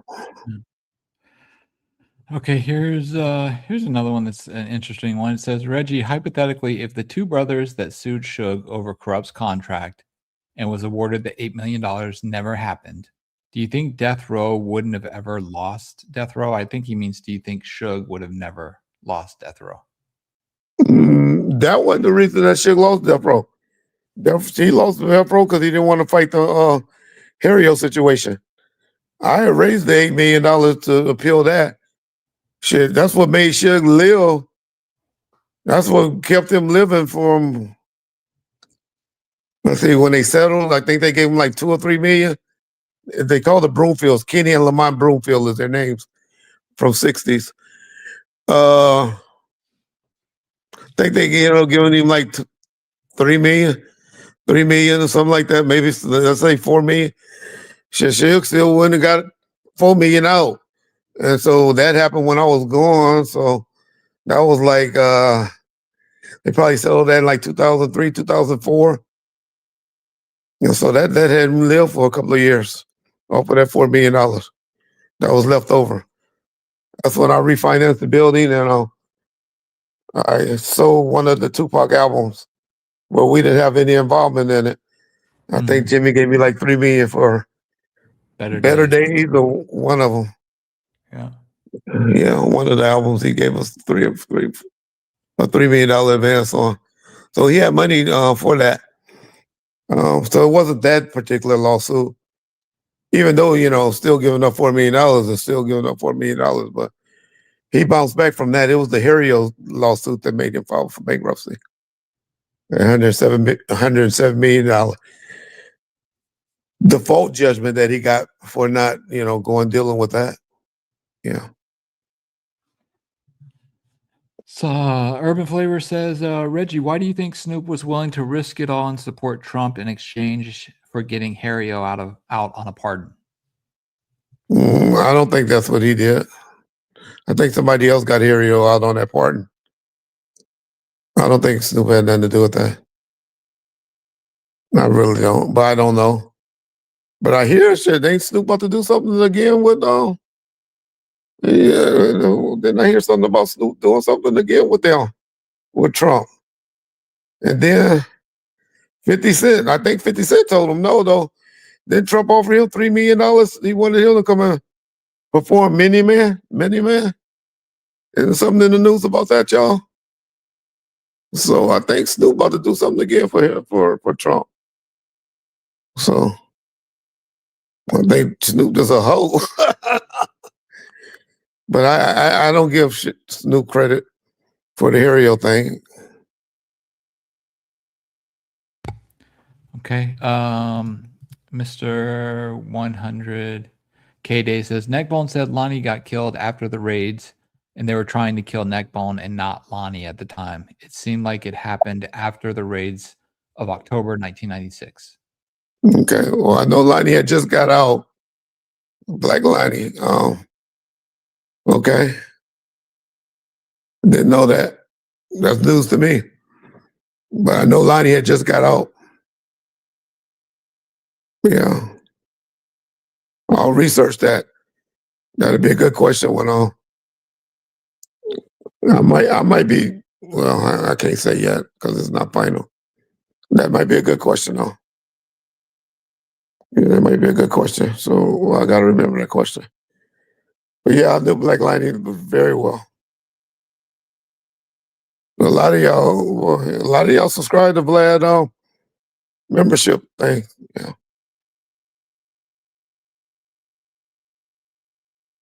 Did he talk about did Vlad ask him about the Corey Edwards situation? And what's that boy? The Bobby Finch situation?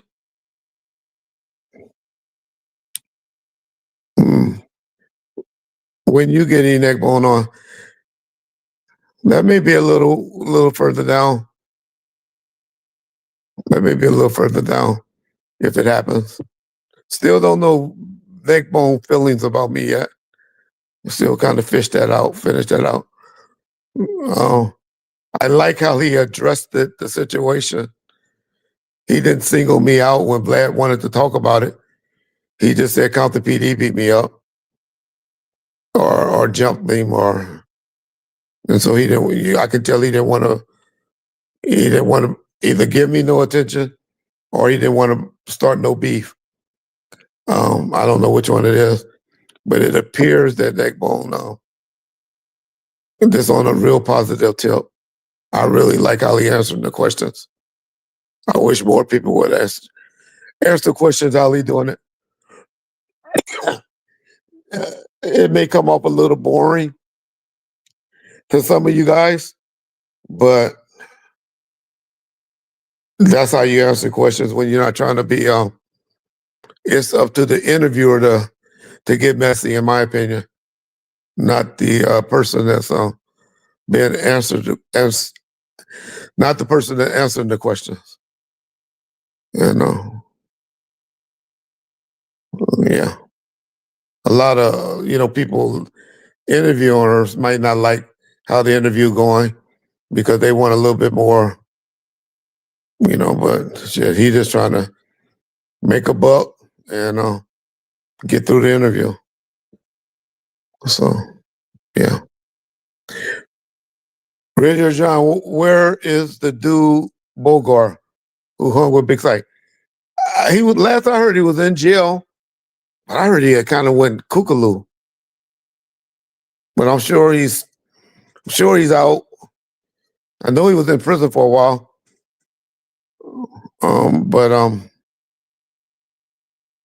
But I don't know if he, was a lifer or something like that. Yeah. That'd be a question for Edie. He probably would know. But he was cool. I didn't have no problem with Bogart. He was cool when he was around. Did you ever meet Craig Mack? No. He wasn't around Death Row like that. He wasn't around Death Row. He was at the club that night. Some people said he performed. I don't remember him performing, but I got out of there. So once I got out of there, he might have performed. But I never. I heard somebody say he performed at the club that night. And then they say Ron DMC performed. Yeah. And I don't remember all that. But Risky I was gone. So. Yeah, Risky had photos. But to your point, Risky had photos of both of them performing that night. But to your point, they did perform. It could have been after everything happened, Yeah. Yeah. Because the club didn't shut down. Yeah. Okay. So you and Butcher shot at a white Cadillac. Oh, okay. Yeah, it'd be interesting to see what he said on that. Yeah. I'm sure he denied that, I'll be like, who you believe? Me or your lying eyes? Even if it was on camera, you don't cop out no shit like that. Hip hop fan will remember Ron DMC performance. Yeah, we don't know who was there, but John said that his boy, his partner, his ex-partner, or whatever y'all relate, had pictures of it. Yeah. You know what I'm talking about? Yeah. Risky. Yeah. I thought you were gonna make a joke. I thought you were gonna crack a joke, but yeah. No. I remember. I think they're on his Instagram, or they were at some point. I don't know. I'll try to find it. I'll try to find them if I can. But Mr. 100 KD says NeckBone interview was good. Spoke about Tupac and the fight at the hotel and the shooting. He spoke about Buntry shooting back, and it was hard to shoot back because his gun was stuck in the stash spot. Okay. Okay, be interesting to see. Okay. Let me ask, while that came up, what's an example of what you'd have to do to open the stash box, Reggie? What would be? Yeah, it was a lot. You had to put the car in park. You had to put the car in neutral. It couldn't be running. Okay. Yeah.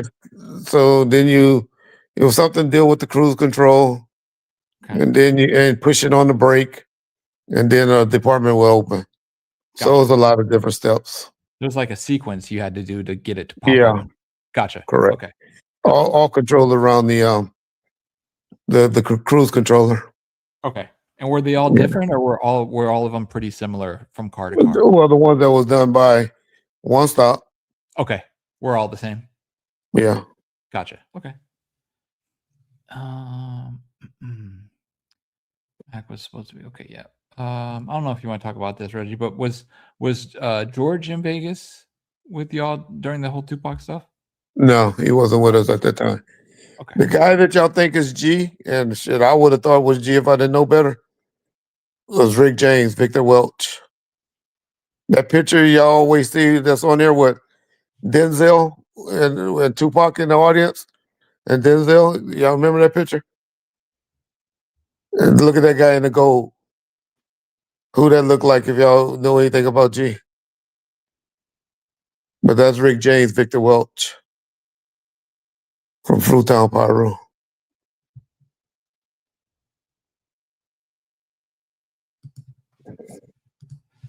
But that wasn't the night. Where was that at? 'Cause No, that was wasn't the night of- midnight. That was a different fight. Yeah. Yeah. Oh, that was the first fight. Okay.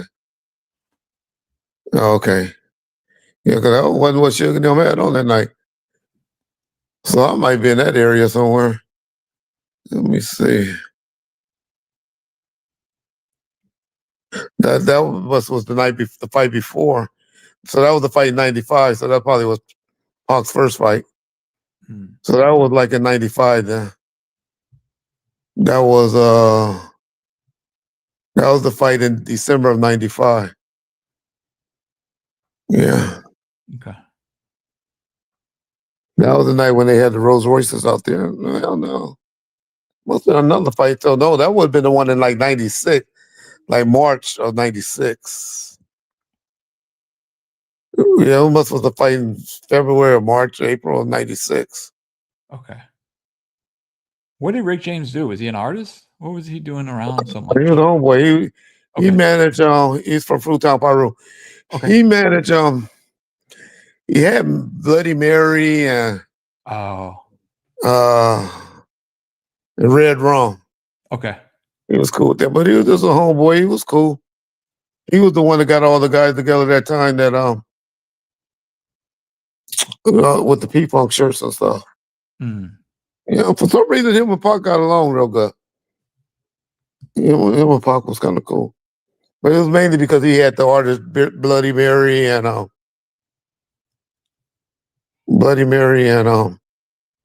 and Red Rum. Yeah. Okay. Super chat says, Reggie, why does Gloria Velez claim Pac saved her? I think she kind of She crazy. Yeah. She crazy as cat shit. I don't even think she was there when she tell that story. I think she just wanted to have a Pac story. Hmm. But she's trying to say she's gonna get sacrificed at a Mother's Day event with all our mamas there. Oh, everybody, mama from the neighborhood and all that. They were gonna do some type of. They were gonna rape her or something. That the bitch crazy. Yeah. Yep. So let's see. Anything else we need to talk about? Let's see. Okay, they say Bruce Seldon was the last fight that Pac attended, I believe. No, well, he attended that one. Was it Bruce Seldon on? Shit, the one in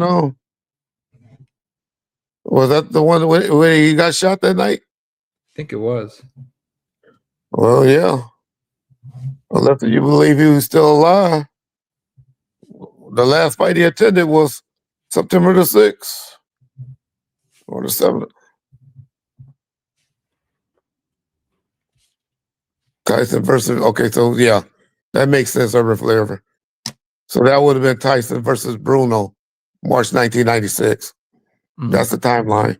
So that makes sense. Yeah. Yeah. Then they'll roll with the Bloods. The Bloods just had some good seats, and Denzel was around.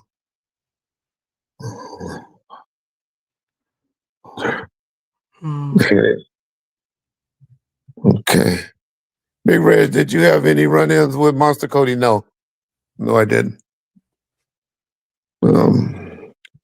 Hope that don't go bad for Spider Lope. I think he's really biting off too much she can chew on with that trolling. But as my boy Johnny Cooper has always told me, because he read the book about Monster Cody. He's a big Monster Cody fan or a researcher, and he always used to tell me that Monster Cody was dressed like a female because he was hiding from the police. So I think Spider Locust taking that out of context. Unless he know more than I know. I'll give him the benefit of the doubt because I never really researched it. But I do know East Coast and A-Trades don't get along. And so, but I do know you generally don't diss nobody that hard, especially a person with a name like Monster Cody, you know, the reputation that he had when he was alive. So, yeah. Okay, somebody said, Reggie, can you speak about Johnny J? Johnny J, in my opinion, was good for Pac because he kept up with Pac because he worked a lot and he made, you know, he had a lot of tracks and he knew what tempo Pac liked where he could lay down tracks. Now, I'm convinced that the songs that came out while Pac was alive were the only songs that Pac intended to come out that were produced by Johnny J. Because everything else was just reference tracks.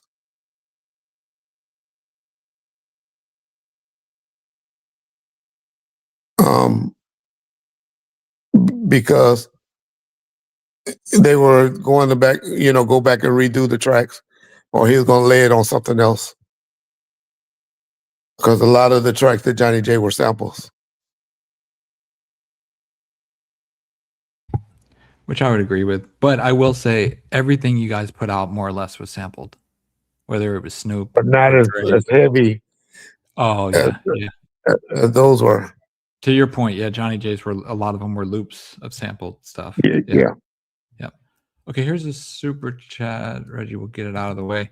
How did Frank die and Michael Moore die? Yeah, I knew you was a conspiracy nut. But thank you. You can pay to ask me these questions. Frank died in front of his wife, being a coward, put a gun in his mouth, and blew his brains out. Michael Moore died from being a druggie and OD'd on pain medication. Frank died in front of his wife, put a gun in his mouth, and blew his brains out in front of his wife. Michael Moore was taking drugs and being a druggie with his wife. Neither one of their wives have denied any of these things that I just said. They're both on record of saying that those things happened to them.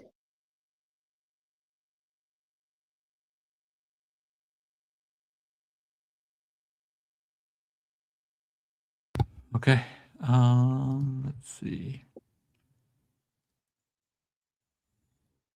Okay, somebody said, Reggie, that last footage that was taken on Tupac outside the parking lot at the MGM, I believe it was the Luxor, but he said MGM, where he's with Suge and all those ladies, was it taken by one of Death Row's entourage? What's the word on that footage? It was an entourage footage. Definitely not nobody from Death Row. And it was the Luxor Hotel. Now, whether it was on the way to Suge House or when they came from Suge House, or whether it was when they walked over and they were waiting to go back to get their cars from the MGM, because they walked from the MGM to the Luxor. And was it at the point where they were going, Pac and them was waiting to go and Suge and them to come back from the house? I don't know because I wasn't there, but it was sometime during one of those three examples. But it was waiting to go to Club 662. Pac obviously had went up to the room and changed because now he has the green jersey on it. He no longer have the orange shirt on that he wore to the fight. Did he wear the orange shirt to the fight? Yeah, he wore the orange shirt to the fight. Yeah. So he went and changed his jersey. I mean, his shirt to the jersey. And so he had already called Mutal and bragged about what he did to Orlando.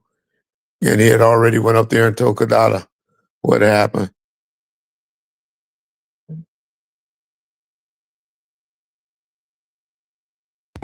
Okay. Let's see.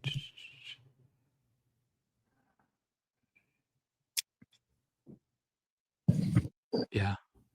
Do you see anything? Let's see.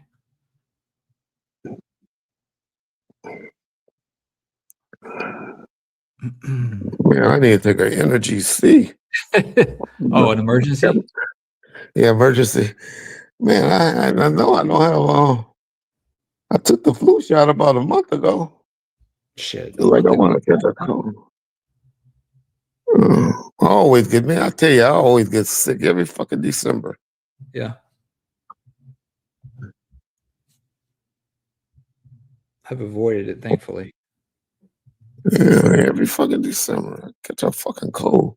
Do you get the flu shot every time? I get flu shots. I never Man, get the flu shot. I got flu shot when I was in jail. Yeah. I've been getting flu shots I've been getting the flu shot religiously at least since 2015. Yeah, I never get it. I always feel like I get sick when I get it. Not right when I get it, but you know what I mean? I always end up catching the flu that year. So I'm like, fuck it, I'm not gonna get it. Yeah, I get it. I got the COVIDs too. I'm caught up on my COVID shots. Even though my doctor told me you couldn't catch COVID again if you wanted to. I was like, fuck that. Fuck you. Yeah. Let's see. Somebody said, do you think without that fight at the MGM, Tupac would have lived? Or do you think like I guess the hypothetical is, do you think something else would have happened? But I know your religious beliefs. So Yeah. No, Tupac was going to die he was going to die on the 13th of September, is what I believe. How, I don't know. But I believe Tupac was going to die September the 13th, 1996.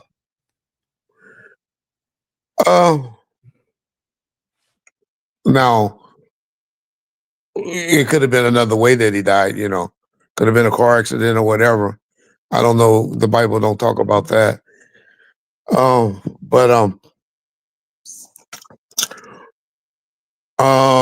man, yeah, it's just hard to say.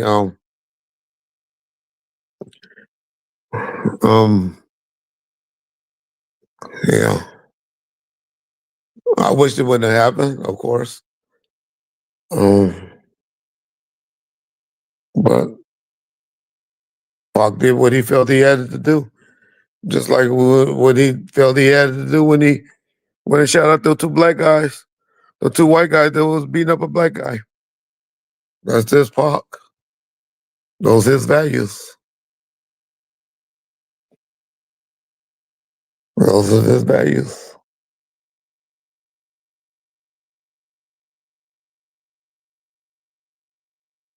I noticed when Vlad asked NeckBone about Tupac, he said when he met him that Tupac was wild. That he was. Everybody tell you that. Everybody was telling him to slow He down. was. He was. I know the analogy you use is he was a firecracker, but He was, yeah.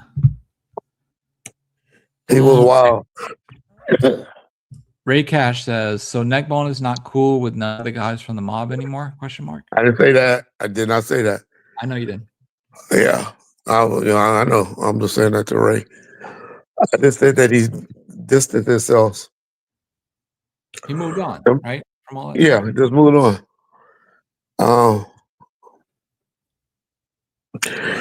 As far as hanging out and stuff, I'm sure everybody be on the phone with each other and stuff. I'm sure he talked to other people. But he was closest with Trayvon and Buttrey. And those two are not around anymore. Well, Trayvon's still around, but I don't know what happened. I don't know. I haven't spoken to NeckBone since '98, so I can't say what he is or what he isn't. But I don't know anybody that was in communication with him other than Lee Ford. Lee Ford reached out to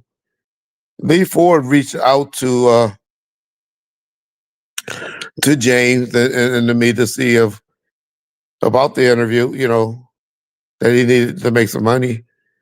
And of course I steered him Vlad way, but someone else ended up, I passed the number and then they negotiated the deal and made it happen with Vlad. So I kind of got the ball rolling, but I didn't close the deal on the interview. I just made the connections.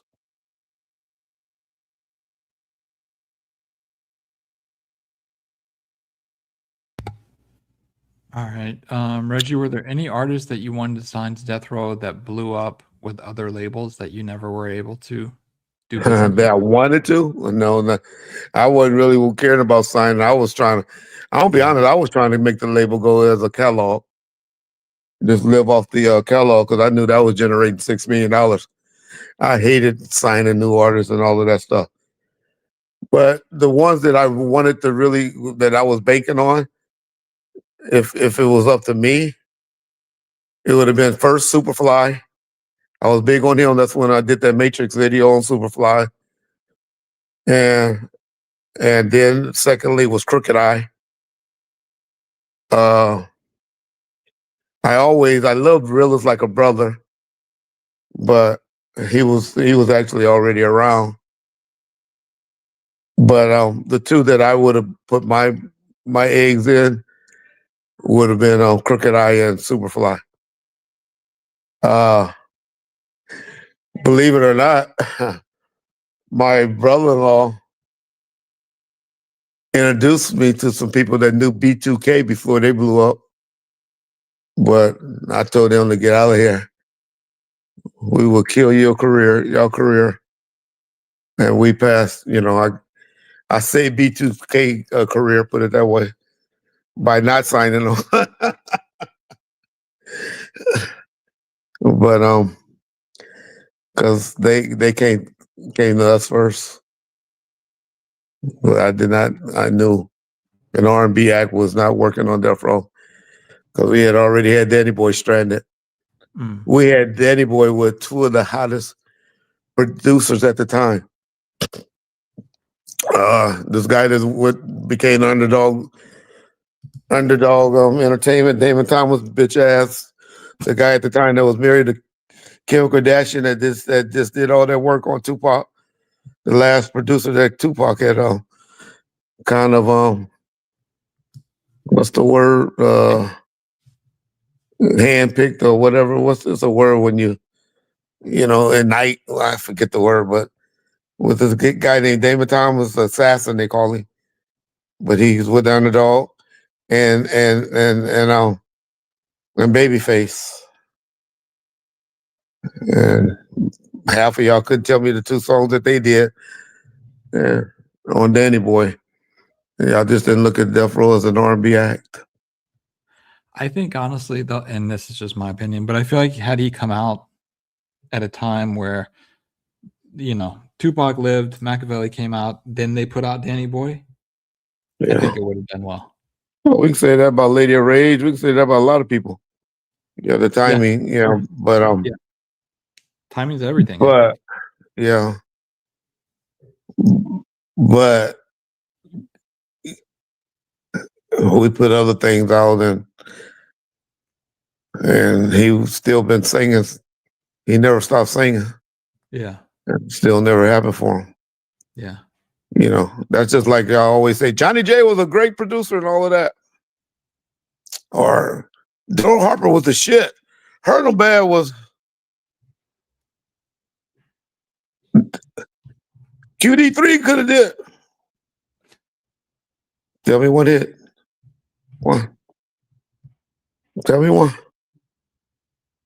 I may say Johnny J did that one with the white boy. What was his name? John B. John B. Okay. After that, tell me one hit.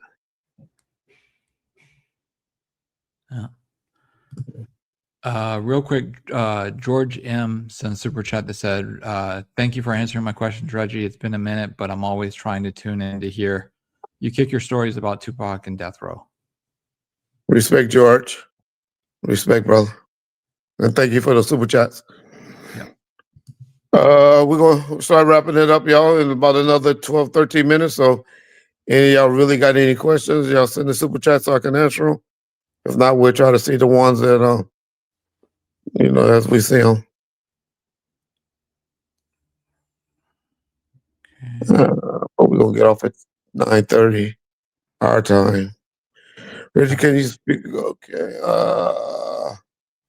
Do you think Suge really told Monster that it was Baby Lane who shot them?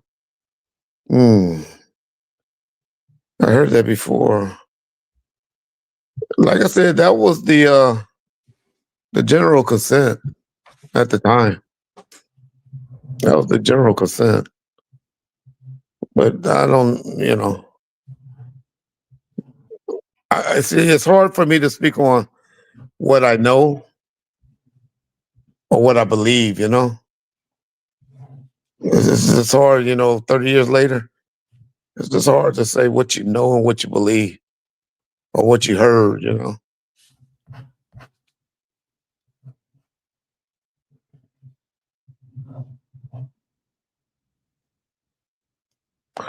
Hey, when is Bomb first message board coming back? When you create it. if John got to do it, it ain't happening. John. Nobody went when it was up. I don't know. We got like 4 people that hound me about when is it coming back up, but when it was up, nobody posted on it, or they did was complaining about shit. But no, I don't think it. I think the era of message boards are done. Yeah.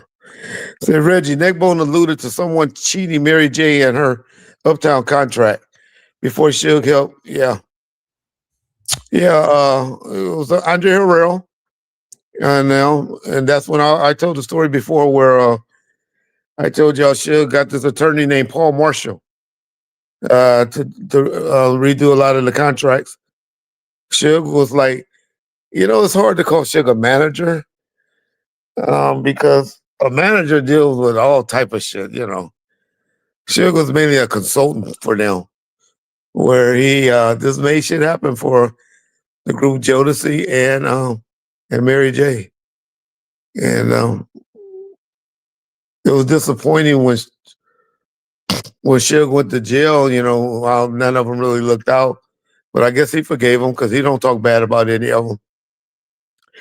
I know Jodeci and them came back around. Well, yeah, he went and picked up Devontae. Devontae was just on that shit real bad. And then he always had love for Casey and JoJo.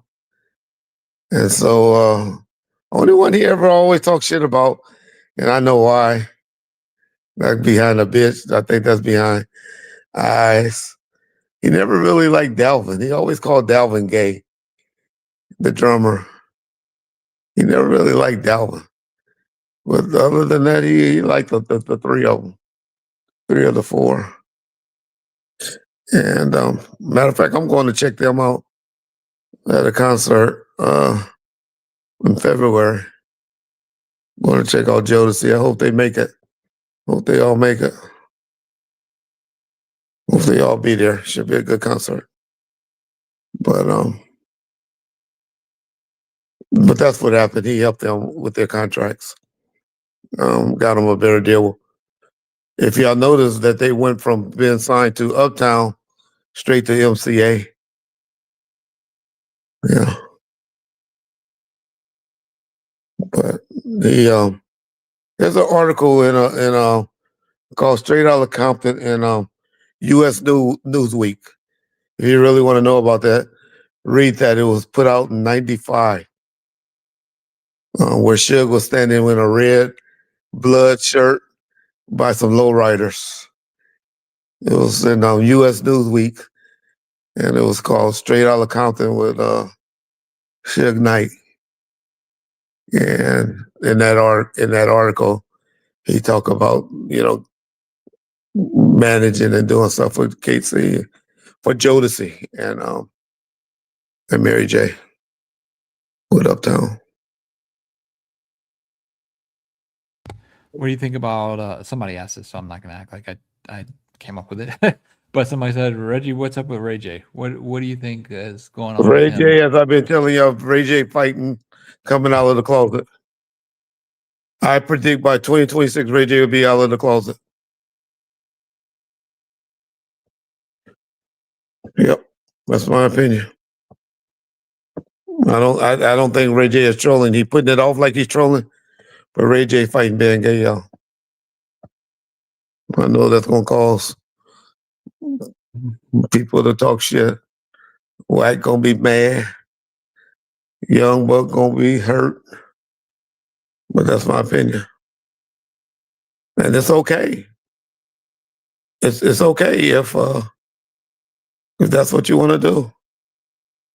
Just do it. Stop playing with the other girls. Stop sleeping with women and stuff like that. If you're trying to come out. Now that shit with Princess always do that shit around holiday time. Want to act like she's family and all of that. And Ray J, shouldn't be coming around tripping all the time, want to be mama on holiday time, and then want to call the police and shit. So I hate that he had to catch the charges, but yeah, that's all I'm gonna say. Cause I like Ray J. But yeah. Just come out. Just come out. Yeah.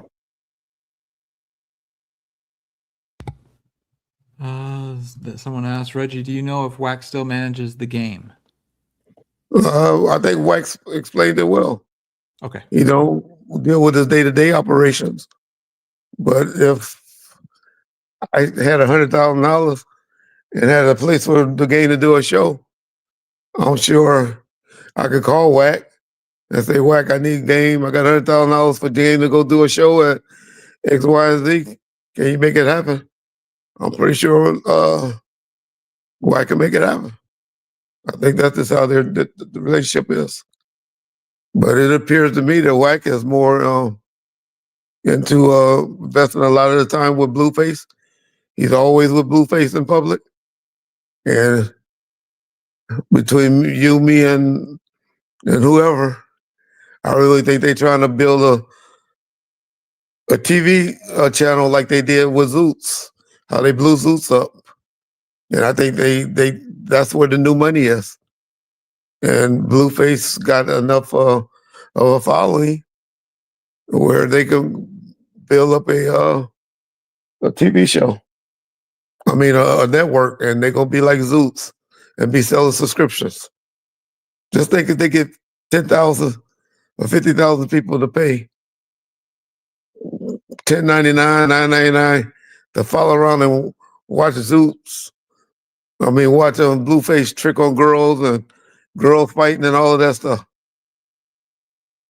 Think how much money they can make. So I think they just Wack is concentrating this time on filming, getting film, getting content, and gonna be putting out a network real soon. So shout out to them. Hope it blow up. Reggie, George Mills, I don't think would ever do anything on YouTube. But if anybody can make it happen, it'll be that damn Wack 100. He has a relationship with him. Reggie, have you ever heard about any Orlando's family being threatened or harassed? No. No. I haven't. I haven't.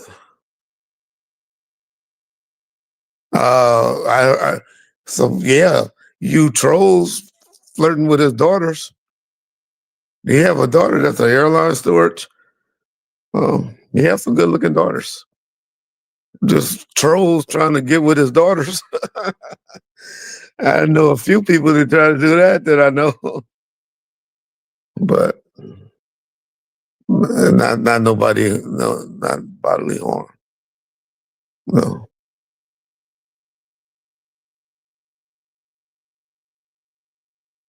That relationship with Princess is weird. Yeah. Yeah, they always breaking up and going up and down. Yeah, that's because they be doing drugs together. And she knows, when you get your man, yeah. Well, women know when their man ain't in the deal no more.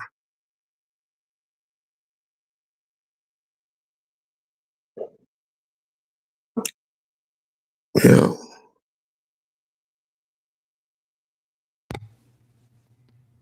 All right. It looks like it's slowed up. Yeah.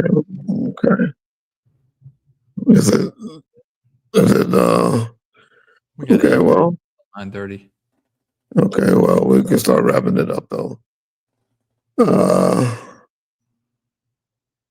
Okay, well, we do a recap things we talked about on the show. For those of y'all that's listening that came all the way to the end, we gave an opinion about I predict and believe that this whole thing with Adam 22 and 4 Extra, I really believe that that's some trolling shit going on. If not, Adam need to stop playing because now he's starting to insult the 40 Crip gang, and it's not just insulting 4 Extra. um, and I don't want anything bad to happen to Adam, so I wish he'd stop doing that. If it's not a troll, Spider Loke and the Monster Kody situation, I think I just want y'all to know that the only reason I ever heard of Monster Kody wearing a dress was this because he was just hiding from the police and on the run. And shout out to my boy Spider. But I hope he walked that back, try to clear that up as best he can. And thirdly,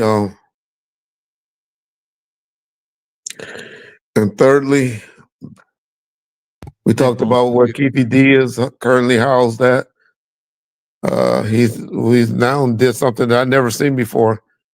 He currently housed at a state pen while still having an open county jail or an open case. They usually keep you in the county jail, but they sent him to the state pen in Nevada. He's no longer in the county jail. The motions to suppress. We didn't talk about that too much. I just believe a lot of those motions going to be going on. What the attorney's going to be trying to do is get as many things as possible kicked out of the court, and then he'll take a plea deal when he wins something big. But yeah, I wonder what it could be though. that's that big that they're really trying to get.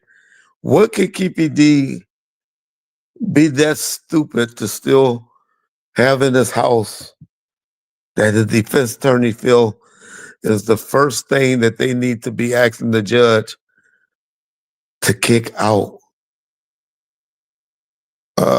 Could it be correcting the writer back and forth? He doesn't seem to be a typer. Somebody to do emails and stuff back and forth. He don't seem to be sharp enough to do that. I heard he had a magazine of the incident or something about Tupac from that time period in his house. I heard the lawyer say something about shell casings, but he's not going to be still having those shell casings that match any bullets at the scene, so that don't make sense. I don't know what you think, John. You think anything that could be that important that they were kicked out?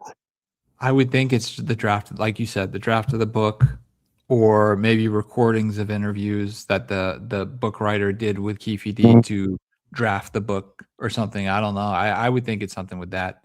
I know there were like rumors that he was selling memorabilia and stuff like that, but I never saw that it was that was like factual. To be true, yeah. Yeah. So I'm not sure. I would think it would be around the book though, just because I remember them when they raided, they said they did confiscate computers and phones and iPads. But they always do that. That's normal. Yeah. So it could be text But messages with people. It could yeah, be but the book guy. I don't know. Hard to say. So yeah, that'd be interesting. But it's going to be a lot of things come up, you guys. That a lot of those type of motions going to be coming up, where the attorney's just trying to get stuff dismissed. The conspiracy nut, the sperm donor, his belief is that they did that because they don't have anything. He thinks the prosecutors delayed it when in actuality the Yeah, defender. yeah. But his thinking is, like John said, that the prosecutor is the one that asked for the delay, which they just agreed to it because the defense asked for it. So that shows you how much of a nutcase he is. So yeah, it's going to be interesting. But those are the things we talked about. But more importantly, I just want to be able to say, I hope everybody that's on the stream, everybody that listens to the stream, be here in 2026 to hear my voice, so we can be gathered again, and y'all be safe. And as Eddie Murphy said in Trading Places, Happy New Year, not Happy New Years. Make sure when people tell y'all that, y'all correct them. It's Happy New Year, not Happy New Year's. That's a big pet peeve of mine. Other than that, respect y'all. Respect for all y'all do for Bomb First. Y'all hang in there and keep supporting us. Even when we putting up flashbacks and stuff, y'all still support us, and we appreciate y'all more than y'all believe. Yeah. John, take us out, bro. All right. Yeah. Thanks for everybody who tuned in on YouTube, and yeah, we'll see you guys in 2026, and we'll leave it there. Peace.